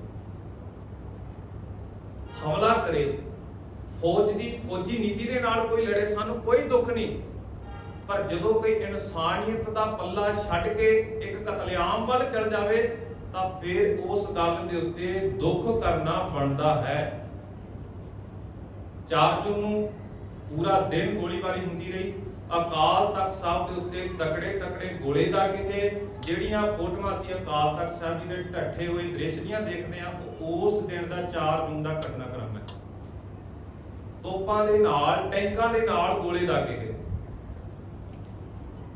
ਤੇ ਜਿਨ੍ਹਾਂ ਨੂੰ ਇਹ ਲੱਗਦਾ ਸੀ ਨਾ ਅਕਾਲ ਤਖਤ ਦੇ ਅੰਦਰ ਫੌਜ ਲੁਕੀ ਹੋਈ ਸਿੱਖਾਂ ਦੀ ਤੇ ਉਹ ਅੰਦਰ ਬੈਠੇ ਸਿੱਖਾਂ ਦੀ ਭਾਵਨਾ ਪਤਾ ਕੀ ਸੀ ਵੀ ਇਹ ਜਿਹੜੇ ਬਾਹਰੋਂ ਗੋਲੇ ਦਾਗੇ ਜਾ ਰਹੇ ਨੇ ਵੀ ਇਸ ਛੱਤ ਦੇ ਥੱਲੇ ਆ ਕੇ ਮਰਨ ਨਾਲੋਂ ਚੰਗਾ ਅਸੀਂ ਸਾਹਮਣੇ ਜਾ ਕੇ ਮੁਕਾਬਲਾ ਕਰਕੇ ਸ਼ਹੀਦੀ ਦਾ ਜੰਗ ਲਈਏ। ਉਹ ਚਾਹੁੰਦੇ ਸੀ ਵੀ ਅੰਦਰ ਲੁਕੇ ਅਸੀਂ ਤਾਂ ਗੋਲੀਬਾਰੀ ਕਰ ਰਹੇ ਹਾਂ, ਅੰਦਰ ਬੈਠੇ ਇਹ ਕਹਿ ਰਹੇ ਵੀ ਅਸੀਂ ਬਾਹਰ ਜਾ ਕੇ ਮੁਕਾਬਲਾ ਕਰਕੇ ਸ਼ਹੀਦ ਹੋਣਾ। 4 ਜੂਨ ਨੂੰ ਪੂਰਾ ਘਟਨਾਕ੍ਰਮ ਵਾਪਰਦਾ। 4 ਜੂਨ ਨੂੰ ਗੋਲੀਬਾਰੀ ਹੁੰਦੀ, ਅਨੇਕਾਂ ਸਿੱਖ ਸ਼ਰਧਾਲੂ ਸ਼ਹਾਦਤ ਦਾ ਜਾਮ ਪੀ ਜਾਂਦੇ। ਅਨੇਕਾਂ ਜਿਹੜੇ ਲੜਾਕੂ ਸਿੰਘ ਨੇ ਜਿਨ੍ਹਾਂ ਨੇ ਮੁਕਾਬਲਾ ਕਰਨਾ ਉਹ ਸ਼ਹਾਦਤ ਦਾ ਜਾਮ ਪੀ ਜਾਂਦੇ। 5 ਜੂਨ ਦਾ ਦਿਨ ਆਉਂਦਾ। 5 ਜੂਨ ਦੇ ਦਿਨ ਫੌਜ ਅੰਦਰ ਫਿਰ ਰਹੀ ਹੈ, ਖੂਨ ਦੀਆਂ ਨਹਿਰਾਂ ਵਗ ਰਹੀਆਂ ਨੇ।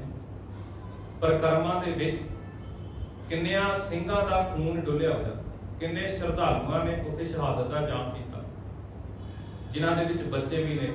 ਜੂਨ ਦਾ ਮਹੀਨਾ ਹੈ, ਅਸੀਂ ਮੰਨਦੇ ਹਾਂ ਪੰਜਾਬ ਦੇ ਵਿੱਚ ਗਰਮੀ ਹੋਵੇ ਸਰਦੀ ਹੋਵੇ ਸਭ ਤੋਂ ਵੱਧ ਅਸਰ ਮੌਸਮ ਦਾ ਅੰਮ੍ਰਿਤਸਰ ਦੇ ਵਿੱਚ ਪੈਂਦਾ। ਗਰਮੀ ਵੀ ਆਪਦੀ ਅੰਮ੍ਰਿਤਸਰ ਹੁੰਦੀ ਤੇ ਸਰਦੀ ਵੀ ਅੰਮ੍ਰਿਤਸਰ ਦੇ ਧਰਤੀ ਦੇ ਉੱਤੇ ਪੈਂਦੀ। ਜੂਨ ਦਾ ਮਹੀਨਾ ਹੋਵੇ, ਉਹਨਾਂ ਦੇ ਵਿੱਚ ਬੱਚੇ ਵੀ ਨੇ। ਹੁਣ 3-4 ਦਿਨ ਹੋ ਗਏ ਕੁਝ ਖਾਣ ਪੀਣ ਨੂੰ ਨਹੀਂ ਮਿਲ ਰਿਹਾ, ਨਾ ਪੀਣ ਦੇ ਲਈ ਪਾਣੀ ਹੈ, ਨਾ ਖਾਣ ਦੇ ਲਈ ਕੁਝ ਪ੍ਰਸ਼ਾਦੇ ਪਾਣੀ ਦਾ ਪ੍ਰਬੰਧ ਹੈ। ਜਿਸ ਕਮਰੇ ਦੇ ਵਿੱਚ 10 ਬੰਦਿਆਂ ਦੀ ਰਹਿਣ ਦੀ ਜਗ੍ਹਾ ਉਸ ਕਮਰੇ ਦੇ ਵਿੱਚ 50-50 60-60 ਬੰਦੇ ਕੈਦ ਕੀਤੇ ਹੋਏ ਨੇ, ਜਿਨ੍ਹਾਂ ਦੇ ਵਿੱਚ ਬੱਚੇ ਨੇ, ਬਜ਼ੁਰਗ ਨੇ, ਮਾਤਾਵਾਂ ਨੇ, ਭੈਣਾਂ ਨੇ, ਵੀਰ ਨੇ। ਉਹ ਸਾਰਿਆਂ ਨੂੰ ਉਹਨਾਂ ਕਮਰਿਆਂ ਦੇ ਵਿੱਚ ਲਤਾੜਿਆ ਹੋਇਆ, ਉਹਨਾਂ ਨੂੰ ਬਾਹਰ ਕੱਢਿਆ ਗਿਆ। ਏਜ ਦੇ ਹਿਸਾਬ ਦੇ ਨਾਲ ਉਹਨਾਂ ਨੂੰ ਵੱਖ-ਵੱਖ ਕਰ ਦਿੱਤਾ। ਬਜ਼ੁਰਗਾਂ ਨੂੰ ਇੱਕ ਪਾਸੇ, ਮਾਤਾਵਾਂ ਨੂੰ ਇੱਕ ਪਾਸੇ, ਬੱਚਿਆਂ ਨੂੰ ਇੱਕ ਪਾਸੇ, ਭੈਣਾਂ ਨੂੰ ਇੱਕ ਪਾਸੇ, ਨੌਜਵਾਨਾਂ ਨੂੰ ਇੱਕ ਪਾਸੇ। ਜਿਹੜੇ ਬਜ਼ੁਰਗ ਸਨ ਦਸਤਾਰਾਂ ਉਹਨਾਂ ਨੂੰ ਉਹਦੀਆਂ ਦੀਆਂ ਉਤਾਰੀਆਂ ਫੌਜਾਂ ਨੇ, ਪਿੱਛੇ ਨੂੰ ਹੱਥ ਕਰਕੇ ਬੰਨ੍ਹ ਦਿੱਤੇ ਗਏ ਤੇ ਮੂੰਹ ਦੀਵਾਰ ਵੱਲ ਨੂੰ ਕਰਕੇ ਪਿੱਛੇ ਗੋਲੀਆਂ ਮਾਰ ਦਿੱਤੀਆਂ ਗਈਆਂ। ਕੋਈ ਕਸੂਰ ਨਹੀਂ, ਇਹ ਕੋਈ ਮੁਕਾਬਲਾ ਨਹੀਂ ਕਰ ਰਹੇ ਸਨ। ਇਹ ਗੁਰੂ ਅਰਜਨ ਸਾਹਿਬ ਜੀ ਮਹਾਰਾਜ ਜੀ ਦਾ ਸ਼ਹੀਦੀ ਦਿਹਾੜਾ ਮਨਾਉਣ ਆ ਰਹੇ ਸਨ। ਇੱਥੋਂ ਸਾਨੂੰ ਸਰਕਾਰ ਦੀ ਨੀਤੀ ਪਤਾ ਲੱਗ ਸਕਦੀ ਵੀ ਉਹ ਕਿਸੇ ਇੱਕ ਬੰਦੇ ਨੂੰ ਖਤਮ ਨਹੀਂ ਕਰਨਾ ਚਾਹੁੰਦੇ ਸਨ, ਉਹ ਪੂਰੀ ਸਿੱਖ ਕੌਮ ਨੂੰ ਖਤਮ ਕਰਨ ਦਾ ਯਤਨ ਕਰ ਰਹੇ ਸਨ। ਉਹਨਾਂ ਨੂੰ ਚੁੱਭਦੀਆਂ ਸਾਡੀਆਂ ਪੱਗਾਂ ਸੀ, ਸਾਡੀਆਂ ਦਾੜੀਆਂ, ਸਾਡੇ ਕਕਾਰ ਚੁੱਭਦੇ ਸਨ।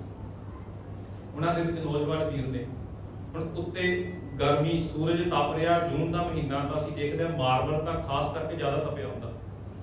ਉਹਨਾਂ ਦੇ ਬਸਤਰ ਉਤਾਰੇ ਗਏ, ਕੇਵਲ ਦੇ ਲੱਕ ਦੇ ਵਿੱਚ ਤੇ ਜਿਹੜੇ ਬਸਤਰ ਪਹਿਨੇ ਸਨ ਉਹ ਰਹਿਣ ਦਿੱਤੇ। ਦਸਤਾਰਾਂ ਉਤਾਰ ਕੇ ਉਹਨਾਂ ਦੇ ਵੀ ਹੱਥ ਪਿੱਛੇ ਬੰਨ੍ਹ ਦਿੱਤੇ ਗਏ ਤੇ ਉਹਨਾਂ ਨੂੰ ਫਰਸ਼ ਦੇ ਉੱਤੇ ਲਿਟਾ ਦਿੱਤਾ ਗਿਆ। ਇਤਿਹਾਸਕਾਰ ਲਿਖਦੇ ਨੇ ਵੀ ਤਪਿਆ ਹੋਇਆ ਫਰਸ਼ ਇੰਨਾ ਸੀ ਵੀ ਉਹ ਉਸ ਫਰਸ਼ ਦੇ ਉੱਤੇ ਪਏ ਹੋਏ ਤੜਪਦੇ ਨੇ ਤੇ ਉਹਨਾਂ ਦਾ ਮਾਸ ਫਰਸ਼ ਦੇ ਨਾਲ ਚਿਪਕ ਗਿਆ। ਇੰਨੀ ਦਰਦਗੀ ਭਰੀ ਹਾਲਤ ਸੀ। ਜਿਹੜੇ ਨਹੀਂ ਸਹਿ ਸਕੇ ਉਸ ਵਰਤਾਂਤ ਨੂੰ, ਕੁਝ ਨੇ ਉੱਥੇ ਆਪਣਾ ਜਿਹੜੇ ਸਵਾਸ ਸੀ ਉਹ ਤਿਆਗ ਕੇ ਸ਼ਹਾਦਤ ਦਾ ਜਾਮ ਪੀ।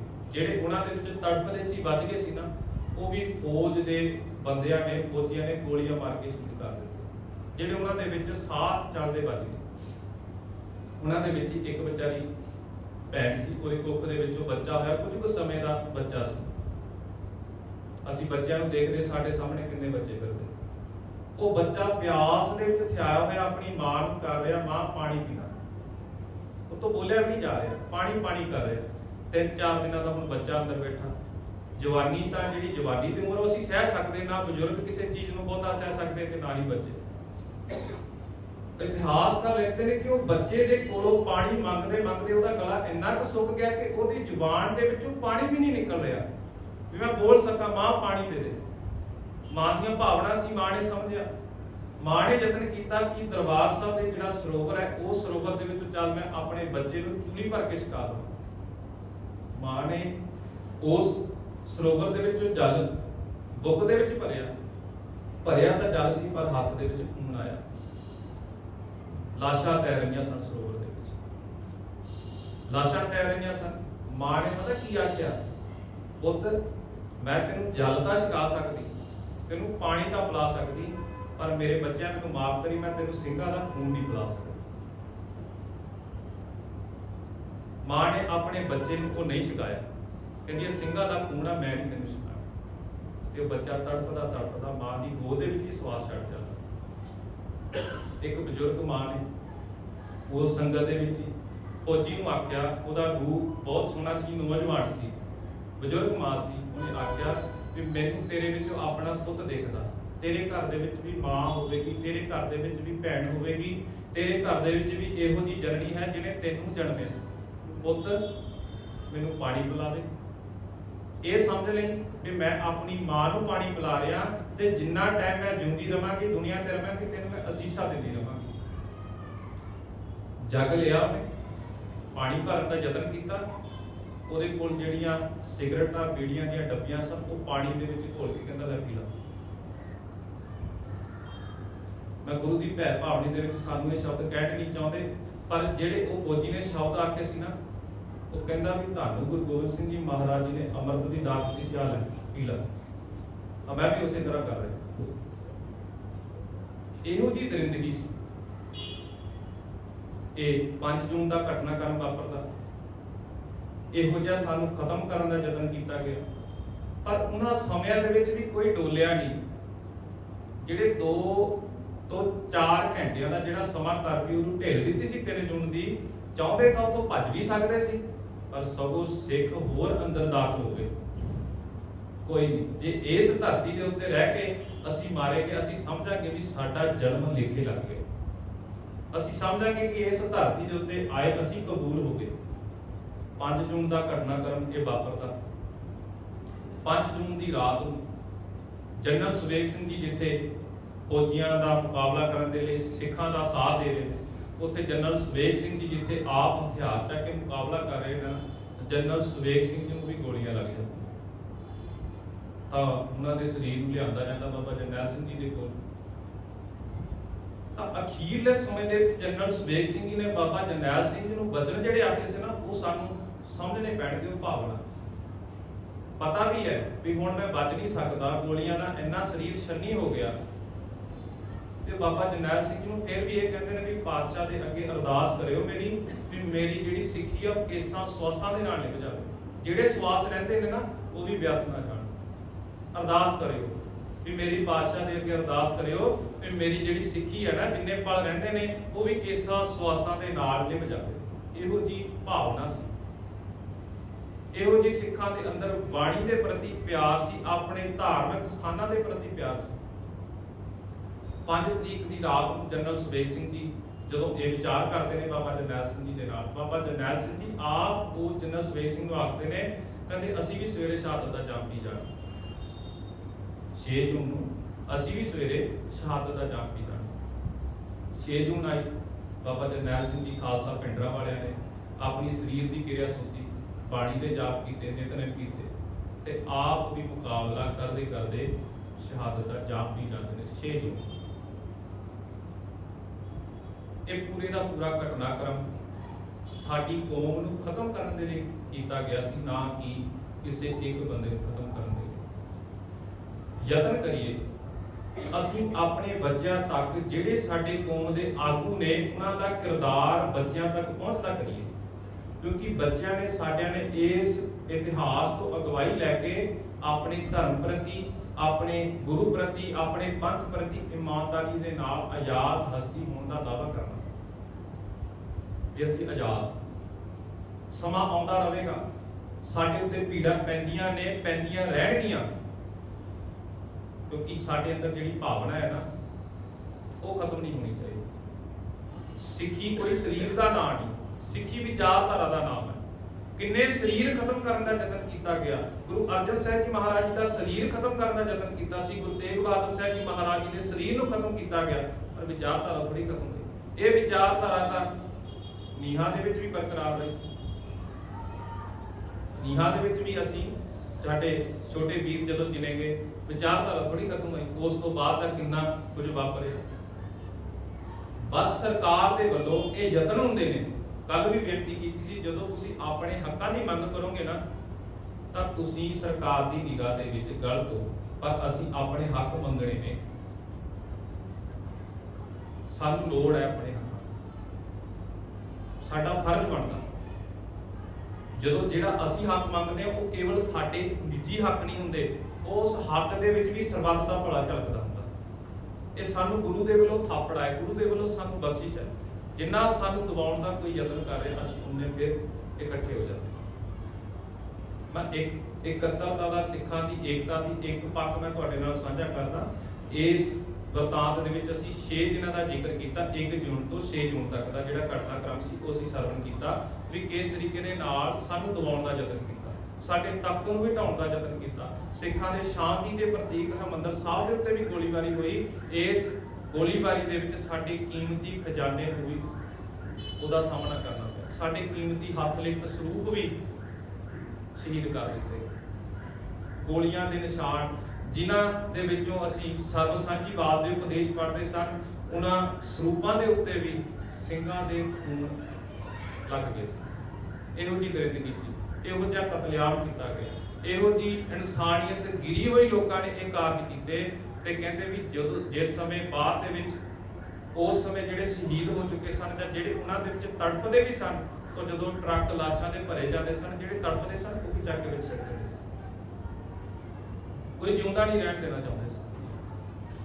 ਪਰ ਗੁਰੂ ਸਾਹਿਬ ਜੀ ਦੀ ਬਖਸ਼ਿਸ਼ ਹੈ, ਗੁਰੂ ਸਾਹਿਬ ਜੀ ਦੀ ਕਿਰਪਾ ਹੈ, ਤੇ ਅਸੀਂ ਉਸ ਬਖਸ਼ਿਸ਼ ਦੇ ਸਦਕਾ, ਉਸ ਕਿਰਪਾ ਦੇ ਸਦਕਾ ਅਸੀਂ ਇੱਕ ਵੀ 1.25 ਲੱਖ ਦੇ ਬਰਾਬਰ। ਇਹ ਵਿਚਾਰਧਾਰਾ ਸਾਡੀ। ਕੋਈ ਦਬਾਉਣਾ ਚਾਹੇ ਉਸ ਦੇ ਨਾਲ ਸਮਝੌਤਾ ਨਹੀਂ ਕਰਨਾ। ਜਿੱਦਣ ਸਮਝੌਤਾ ਕਰ ਲਿਆ ਸਮਝ ਲਓ ਸਾਡੀ ਮੌਤ ਹੈ। ਸਾਹਿਬਜ਼ਾਦਿਆਂ ਨੂੰ ਸਮਝੌਤਾ ਕਰਨ ਲਈ ਆਖਿਆ ਗਿਆ ਸੀ। ਗੁਰੂ ਅਰਜਨ ਸਾਹਿਬ ਜੀ ਮਹਾਰਾਜ ਜੀ ਨੂੰ ਸਮਝੌਤਾ ਕਰਨ ਲਈ ਆਖਿਆ ਗਿਆ ਸੀ ਕਿ ਇਸਲਾਮ ਦੇ ਵਿੱਚ ਆ ਜਾਓ, ਆਪਣਾ ਇਹ ਕੰਮ ਛੱਡ ਦਿਓ। ਸਮਝੌਤਾ ਨਹੀਂ ਕਰਨਾ ਸਾਡੇ ਲਈ ਗੁਰੂ ਪਹਿਲਾ, ਗੁਰੂ ਦਾ ਸਿਧਾਂਤ ਪਹਿਲਾ। ਜਦੋਂ ਇਸ ਸਿਧਾਂਤ ਦੇ ਉੱਤੇ ਚੱਲਾਂਗੇ ਨਾ, ਚਾਹੇ ਸਰੀਰ ਸਾਡਾ ਨਾ ਵੀ ਰਹੇ, ਪਰ ਅਸੀਂ ਗੁਰੂ ਦੀ ਸ਼ਰਨ ਦੇ ਵਿੱਚ ਜ਼ਰੂਰ ਕਬੂਲ ਹਾਂ। ਅਸੀਂ ਗੁਰੂ ਦੀ ਬਖਸ਼ਿਸ਼ ਦੇ ਪਾਤਰ ਬਣਨਾ, ਅਸੀਂ ਦੁਨੀਆ ਦੇ ਮੋਹ ਲਾਲਚ ਨੂੰ ਤਿਆਗਣਾ। ਗੁਰੂ ਕਿਰਪਾ ਕਰੇ। ਇੱਕ ਘਟਨਾ ਸਾਂਝੀ ਕਰਨੀ ਚਾਹੁੰਦਾ ਸਿੱਖਾਂ ਦੀ ਏਕਤਾ ਬਾਬਤ। ਜਦੋਂ ਵਿਚਾਰ ਸਾਂਝੇ ਕੀਤੇ ਸੀ ਆਪ ਜੀ ਦੇ ਨਾਲ, ਤਿੰਨਾਂ ਘੱਲੂਘਾਰਿਆਂ ਦੀ ਛੋਟੀ ਛੋਟੀ ਝਲਕ ਸਾਂਝੀ ਕੀਤੀ ਸੀ। ਜਦੋਂ ਅਬਦਾਲੀ ਨੇ ਵੱਡਾ ਘੱਲੂਘਾਰਾ ਕੀਤਾ ਸੀ ਨਾ, ਉਸ ਸਮੇਂ ਤੋਂ ਬਾਅਦ ਸਿੱਖਾਂ ਦੇ ਵਿੱਚ ਸਿੱਖਾਂ ਨੇ ਆਪਣੇ ਆਪ ਨੂੰ ਬਚਾਉਣ ਦੇ ਲਈ, ਆਪਣੇ ਆਪ ਨੂੰ ਸੰਗਠਨ ਕਰਨ ਦੇ ਲਈ ਵੀ ਜੰਗਲਾਂ ਦਾ ਆਸਰਾ ਲਿਆ ਸੀ। ਅੰਮ੍ਰਿਤਸਰ ਦੀ ਧਰਤੀ ਦੇ ਉੱਤੇ ਰਾਮਰੋਣੀ ਦਾ ਕਿਲਾ ਹੈ, ਜਿਸ ਦੇ ਵਿੱਚ ਜੱਸਾ ਸਿੰਘ ਆਹਲੂਵਾਲੀਆ ਦੇ ਨਾਲ ਕੁਝ ਕੁ ਸਿੱਖ ਨੇ, ਤੇ ਦੂਜੇ ਪਾਸੇ ਜਲੰਧਰ ਦਾ ਸ਼ਾਸਕ ਅਦੀਨਾ ਬੇਗ ਹੈ, ਤੇ ਨਾਲ ਜੱਸਾ ਸਿੰਘ ਰਾਮਗੜੀਆ ਅਦੀਨਾ ਬੇਗ ਦੇ ਨਾਲ ਹੈ, ਕਿਉਂਕਿ ਪੰਥ ਦੇ ਵਿੱਚੋਂ ਜੱਸਾ ਸਿੰਘ ਰਾਮਗੜੀਆ ਨੂੰ ਛੇਕਿਆ ਗਿਆ ਸੀ। ਇਤਿਹਾਸਕਾਰ ਲਿਖਦੇ ਨੇ ਕਿ ਜੱਸਾ ਸਿੰਘ ਰਾਮਗੜੀਆ ਨੇ ਆਪਣੀ ਧੀ ਨੂੰ ਮਾਰ ਦਿੱਤਾ ਸੀ ਕੁੱਖ ਦੇ ਵਿੱਚ, ਇਸ ਕਰਕੇ ਪੰਥ ਦੇ ਵਿੱਚੋਂ ਛੇਕ ਦਿੱਤਾ ਸੀ। ਅਦੀਨਾ ਬੇਗ ਦੇ ਨਾਲ ਜੱਸਾ ਸਿੰਘ ਰਾਮਗੜੀਆ ਹੈ, ਤੇ ਅੰਦਰਲੇ ਪਾਸੇ ਜੱਸਾ ਸਿੰਘ ਆਹਲੂਵਾਲੀਆ। ਹੁਣ ਦੋਨਾਂ ਪਾਸੇ ਹੈ ਤਾਂ ਸਿੱਖ ਨੇ ਨਾ, ਫਾਇਦਾ ਚੱਕਿਆ ਜਾ ਰਿਹਾ ਵੀ ਇਹਨਾਂ ਨੂੰ ਆਪਸ ਦੇ ਵਿੱਚ ਮਰਵਾ ਦਿੱਤਾ ਜਾਵੇ, ਲੜਾ ਦਿੱਤਾ ਜਾਵੇ। ਜੱਸਾ ਸਿੰਘ ਰਾਮਗੜੀਆ ਨੂੰ ਹੁਣ ਸਿੱਖਾਂ ਦੀ ਮਰਿਆਦਾ ਦਾ ਤਾਂ ਪਤਾ ਹੈ ਨਾ। ਜਦੋਂ ਉਹਨੇ ਦੇਖਿਆ ਵੀ ਇੱਕ ਰਾਤ ਨੂੰ ਸਿੱਖਾਂ ਨੇ ਅਰਦਾਸਾ ਸੋ ਦਿੱਤਾ, ਰਾਤ ਨੂੰ ਜਕਾਰੇ ਛੱਡ ਦਿੱਤੇ, ਮਤਲਬ ਇਹਨਾਂ ਨੇ ਸਵੇਰ ਨੂੰ ਸ਼ਹਾਦਤ ਦਾ ਜਾਮ ਪੀਣਾ। ਜੱਸਾ ਸਿੰਘ ਰਾਮਗੜੀਆ ਨੇ ਬਾਹਰੋਂ ਤੀਰ ਦੇ ਨਾਲ ਇੱਕ ਪੱਤਰ ਲਿਖ ਕੇ ਭੇਜਿਆ, ਖਾਲਸਾ ਜੀ ਹੁਣ ਤੱਕ ਜੋ ਵੀ ਕਾਰਜ ਹੋਏ ਮੈਂ ਖਿਮਾ ਚਾਹੁੰਦਾ, ਮੈਂ ਤੁਹਾਡੀ ਸ਼ਰਨ ਆਉਣਾ ਚਾਹੁੰਦਾ, ਅਸੀਂ ਰਲ ਕੇ ਮੁਕਾਬਲਾ ਕਰਾਂਗੇ। ਜਦੋਂ ਦਰਬਾਰ ਖੋਲੇ ਗਏ, ਕਿਲੇ ਦੇ ਕਬਾੜ ਖੁੱਲੇ, ਜੱਸਾ ਸਿੰਘ ਰਾਮਗੜੀਆ ਅੰਦਰ ਦਾਖਲ ਹੋਇਆ ਆਪਣੇ ਸਿੱਖ ਸਿਪਾਹੀਆਂ ਦੇ ਨਾਲ। ਤਾਂ ਜਦੋਂ ਅਦੀਨਾ ਬੇਗ ਨੇ ਇਹ ਦੇਖਿਆ ਜਿਹੜਾ ਹਮਲਾ ਕਰਨ ਆਇਆ ਸੀ ਵੀ ਇਹ ਸਿੱਖ ਇੱਕ ਹੋ ਗਏ, ਅਦੀਨਾ ਬੇਗ ਆਪਣੇ ਆਪ ਭੱਜ ਗਿਆ। ਕਿਉਂ? ਕਿਉਂਕਿ ਉਹ ਕਹਿੰਦਾ ਵੀ ਸਿੱਖਾਂ ਦੇ ਵਿੱਚ ਏਕਤਾ ਹੋ ਗਈ। ਸਾਡੀ ਏਕਤਾ ਦੁਸ਼ਮਣ ਨੂੰ ਭੱਜਣਾ ਪਾ ਦੇਵੇਗੀ, ਸਾਨੂੰ ਕੋਈ ਕੰਮ ਕਰਨ ਦੀ ਜ਼ਰੂਰਤ ਨਹੀਂ ਪੈਣੀ, ਦੁਸ਼ਮਣ ਆਪਣੇ ਆਪ ਕੰਬ ਕੇ ਮਰ ਜਾਵੇਗਾ। ਬਾਬਾ ਜਰਨੈਲ ਸਿੰਘ ਜੀ ਖਾਲਸਾ ਭਿੰਡਰਾਂ ਵਾਲਿਆਂ ਤੋਂ ਬਾਅਦ ਸਾਡੀ ਕੌਮ ਨੂੰ ਇਹੋ ਜਿਹਾ ਕੋਈ ਆਗੂ ਨਹੀਂ ਮਿਲਿਆ ਜਿਸ ਕਰਕੇ ਸਾਡੀ ਏਕਤਾ ਕਾਇਮ ਨਹੀਂ ਹੋ ਸਕੀ। ਜਿਹੜੇ ਆਗੂ ਕਹਾਉਂਦੇ ਸੀ ਉਹ ਸਰਕਾਰ ਦੀਆਂ ਜੁੱਤੀਆਂ ਚੱਟਦੇ ਰਹਿ ਗਏ, ਕੁਰਸੀਆਂ ਦੇ ਹੱਕਦਾਰ ਬਣ ਗਏ ਤੇ ਅਸੀਂ ਉਹਨਾਂ ਨੂੰ ਲੀਡਰ ਸਵੀਕਾਰ ਕਰ ਲਿਆ। ਅਸੀਂ ਇਹ ਆਖਦਾ ਵੀ ਇਹ ਕੌਮ ਦੇ ਨੁਮਾਇੰਦੇ ਨੇ, ਪਰ ਸਭ ਤੋਂ ਵੱਧ ਕਾਂਡ ਉਹਨਾਂ ਲੋਕਾਂ ਨੇ ਕੀਤਾ। ਲੋੜ ਹੈ ਸਾਨੂੰ ਆਪਣੇ ਦੀ ਪਹਿਚਾਨਣ ਦੀ ਤੇ ਬੇਗਾਨੇ ਦੀ ਪਹਿਚਾਣ ਕਰਨ ਦੀ। ਇਹਨੂੰ ਪਾਤਸ਼ਾਹ ਜੀ ਦੇ ਕੋਲ ਅਸੀਂ ਜਿਹੜਾ ਵਿਵੇਕ ਬੁੱਧ ਦਾ ਦਾਨ ਮੰਗਦੇ ਹਾਂ, ਉਹ ਵਿਵੇਕ ਬੁੱਧ ਇਸ ਵੇਲੇ ਇਸ ਥਾਂ ਦੇ ਉੱਤੇ ਇੱਕ ਕਸਵੱਟੀ ਵਰਤੀ ਜਾਣੀ ਵਿਵੇਕ ਬੁੱਧ ਕਿ ਵਿਵੇਕਤਾ ਕੀ ਹੈ, ਚੰਗੇ ਅਤੇ ਮਾੜੇ ਪੱਖ ਦੀ ਪਰਖ ਕਰਨੀ।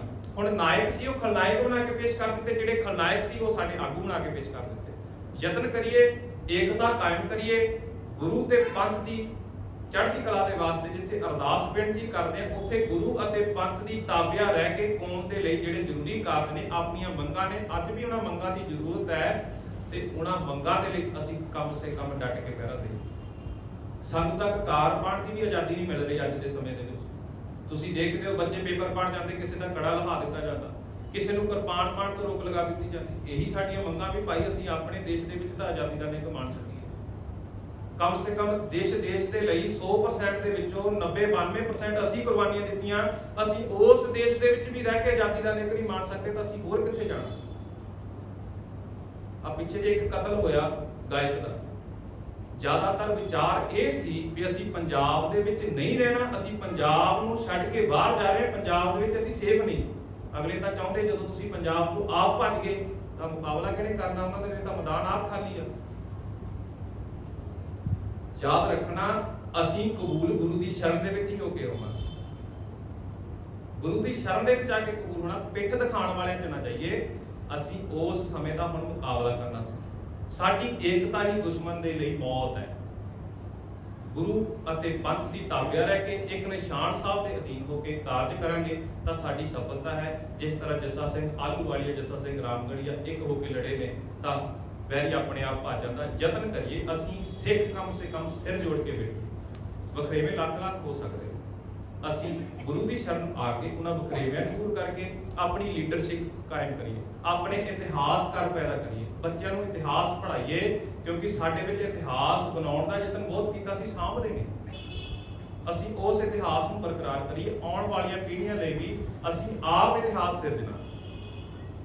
ਅਸੀਂ ਸਿਰਜਾਂਗੇ ਤਾਂ ਬੱਚੇ ਅਗਵਾਈ ਕਰਨਗੇ, ਬੱਚੇ ਉਸ ਦੇ ਵਿੱਚੋਂ ਸਿੱਖ ਕੇ ਆਉਣ ਵਾਲੇ ਸਮੇਂ ਦੀ ਅਗਵਾਈ ਕਰਨਗੇ। ਗੁਰੂ ਕਿਰਪਾ ਕਰੇ ਜਿੱਥੇ ਸ਼ਹੀਦਾਂ ਦੀ ਯਾਦ ਦੇ ਵਿੱਚ ਜੁੜ ਕੇ ਬੈਠੇ ਆ, ਉਹਨਾਂ ਸ਼ਹੀਦਾਂ ਦੀ ਵਿਚਾਰਧਾਰਾ ਇੱਕ ਕਿਣਕਾ ਮਾਤਰ ਸਾਡੀ ਸੋਚ ਦੇ ਵਿੱਚ ਪ੍ਰਵੇਸ਼ ਹੋ ਜਾਵੇ ਤਾਂ ਅਸੀਂ ਗੁਰੂ ਦੀ ਸ਼ਰਨ ਦੇ ਵਿੱਚ ਕਬੂਲ ਹੋਵਾਂਗੇ ਤੇ ਗੁਰੂ ਦੇ ਸਿੱਖਾਂ ਨੂੰ, ਗੁਰੂ ਦੇ ਪਿਆਰਿਆਂ ਨੂੰ ਕਦੇ ਵੀ ਮੌਤ ਦਾ ਭੈ ਨਹੀਂ। ਗੁਰੂ ਦਾ ਸਿੱਖ ਜਦੋਂ ਜਨਮ ਲੈਂਦਾ ਨਾ ਤਾਂ ਪਾਤਸ਼ਾਹ ਜੀ ਆਖਦੇ ਨੇ ਕਿ ਪਹਿਲਾ ਮਰਨ ਤੋਂ ਜੀਵਨ ਕੀ ਛੱਡ ਆਸ, ਜਿਉਣ ਦੀ ਆਸ ਛੱਡਦੀ ਜੇਕਰ ਸਿੱਖ ਦੇ ਘਰ ਦੇ ਵਿੱਚ ਜਨਮ ਲਿਆ। ਗੁਰੂ ਕਿਰਪਾ ਕਰੇ ਬਾਣੀ ਦਾ ਪੱਖ ਜਦੋਂ ਸਾਡੇ ਜੀਵਨ ਦੇ ਵਿੱਚ ਪੱਕਾ ਹੋ ਗਿਆ, ਸਾਡਾ ਕਿਰਦਾਰ ਘੜਿਆ ਗਿਆ, ਅਸੀਂ ਕਿਸੇ ਪਾਸੇ ਤੋਂ ਮਾਰ ਨਹੀਂ ਖਾਵਾਂਗੇ। ਲੋੜ ਹੈ ਬਾਣੀ ਦੇ ਨੇੜੇ ਹੋਣ, ਆਪਣੇ ਪੱਲੇ ਬੰਨਣ ਦੀ, ਵਿਚਾਰ ਨੂੰ ਆਪਣੇ ਜੀਵਨ ਦੇ ਅੰਦਰ ਧਾਰਨ ਕਰਨ ਦੀ, ਤਾਂ ਸਾਡੀ ਮੁਕਤੀ ਹੋਵੇਗੀ। ਵਿਚਾਰਾਂ ਕਰਦਿਆਂ ਅਨੇਕ ਹੀ ਪ੍ਰਕਾਰ ਦੀਆਂ ਭੁੱਲਾਂ ਗਲਤੀਆਂ ਹੋ ਜਾਂਦੀਆਂ ਨੇ। ਛੋਟੇ ਜਿਹੇ ਬੱਚੇ ਆ, ਸ਼ਹੀਦਾਂ ਦੀ ਦਾਸਤਾਨ ਗਾਇਨ ਕਰਨਾ, ਕਥਨ ਕਰਨਾ ਸਾਡੇ ਵੱਸ ਦੀ ਗੱਲ ਨਹੀਂ। ਗੁਰੂ ਕਿਰਪਾ ਕਰੇ ਤਾਂ ਕਾਰਜ ਕਰਵਾ ਸਕਦਾ। ਸਾਡੇ ਉਹ ਗੱਲਾਂ ਨੂੰ ਪੜ੍ਹਨ ਦੇ ਨਾਲ ਹੀ ਸਾਡੇ ਅੰਦਰ ਕੀ ਕੁਝ ਬਲਬਲੇ ਪੈਦਾ ਹੋ ਜਾਂਦੇ ਤੇ ਪਰ ਉਹ ਧੰਨ ਨੇ ਜਿਨ੍ਹਾਂ ਨੇ ਆਪਣੇ ਹੱਡੀ ਹਟਾ ਲਏ, ਆਪਣੇ ਪਿੰਡੇ ਤੋਂ ਪੀੜਾ ਹਟਾ ਲਈ। ਉਹਨਾਂ ਦੇ ਚਰਨਾਂ ਦੇ ਵਿੱਚ ਨਤਮਸਤਕ ਹੋਈਏ ਤੇ ਉਹਨਾਂ ਦੇ ਕੋਲੋਂ ਵੀ ਅਸੀਂ ਇਹੀ ਦਾਨ ਮੰਗੀਏ ਵੀ ਸਾਨੂੰ ਵੀ ਉਹਨਾਂ ਦੇ ਜਿਹੜੇ ਪਾਏ ਹੋਏ ਫੂਲ ਨੇ ਉਹਨਾਂ ਤੇ ਚੱਲਣ ਦੀ ਸਾਨੂੰ ਮੱਤ ਆ ਜਾਵੇ। ਗੁਰੂ ਕਿਰਪਾ ਕਰੇ ਆਪਣੇ ਜੀਵਨ ਦੇ ਵਿੱਚ ਬਾਣੀ ਪੜ੍ਹੀਏ, ਆਪਣੇ ਬੱਚਿਆਂ ਨੂੰ ਇਤਿਹਾਸ ਦੇ ਨਾਲ ਜੋੜੀਏ ਤਾਂ ਸਾਡੀ ਕੌਮ ਜਿਹੜੀ ਹੈ ਉਹ ਆਪਣੇ ਪੈਰਾਂ ਪਰ ਆਜ਼ਾਦ ਹੋ ਸਕੇਗੀ। ਅਸੀਂ ਆਜ਼ਾਦੀ ਦਾ ਨਿੱਘ ਮਾਣ ਸਕਾਂਗੇ। ਉਹਨਾਂ ਭੁੱਲਾਂ ਚੁੱਕਾਂ ਦੀ ਖਿਮਾ ਫਤਿਹ ਪ੍ਰਵਾਨ ਕਰੋ। ਵਾਹਿਗੁਰੂ ਜੀ ਕਾ ਖਾਲਸਾ, ਵਾਹਿਗੁਰੂ ਜੀ ਕੀ ਫਤਿਹ।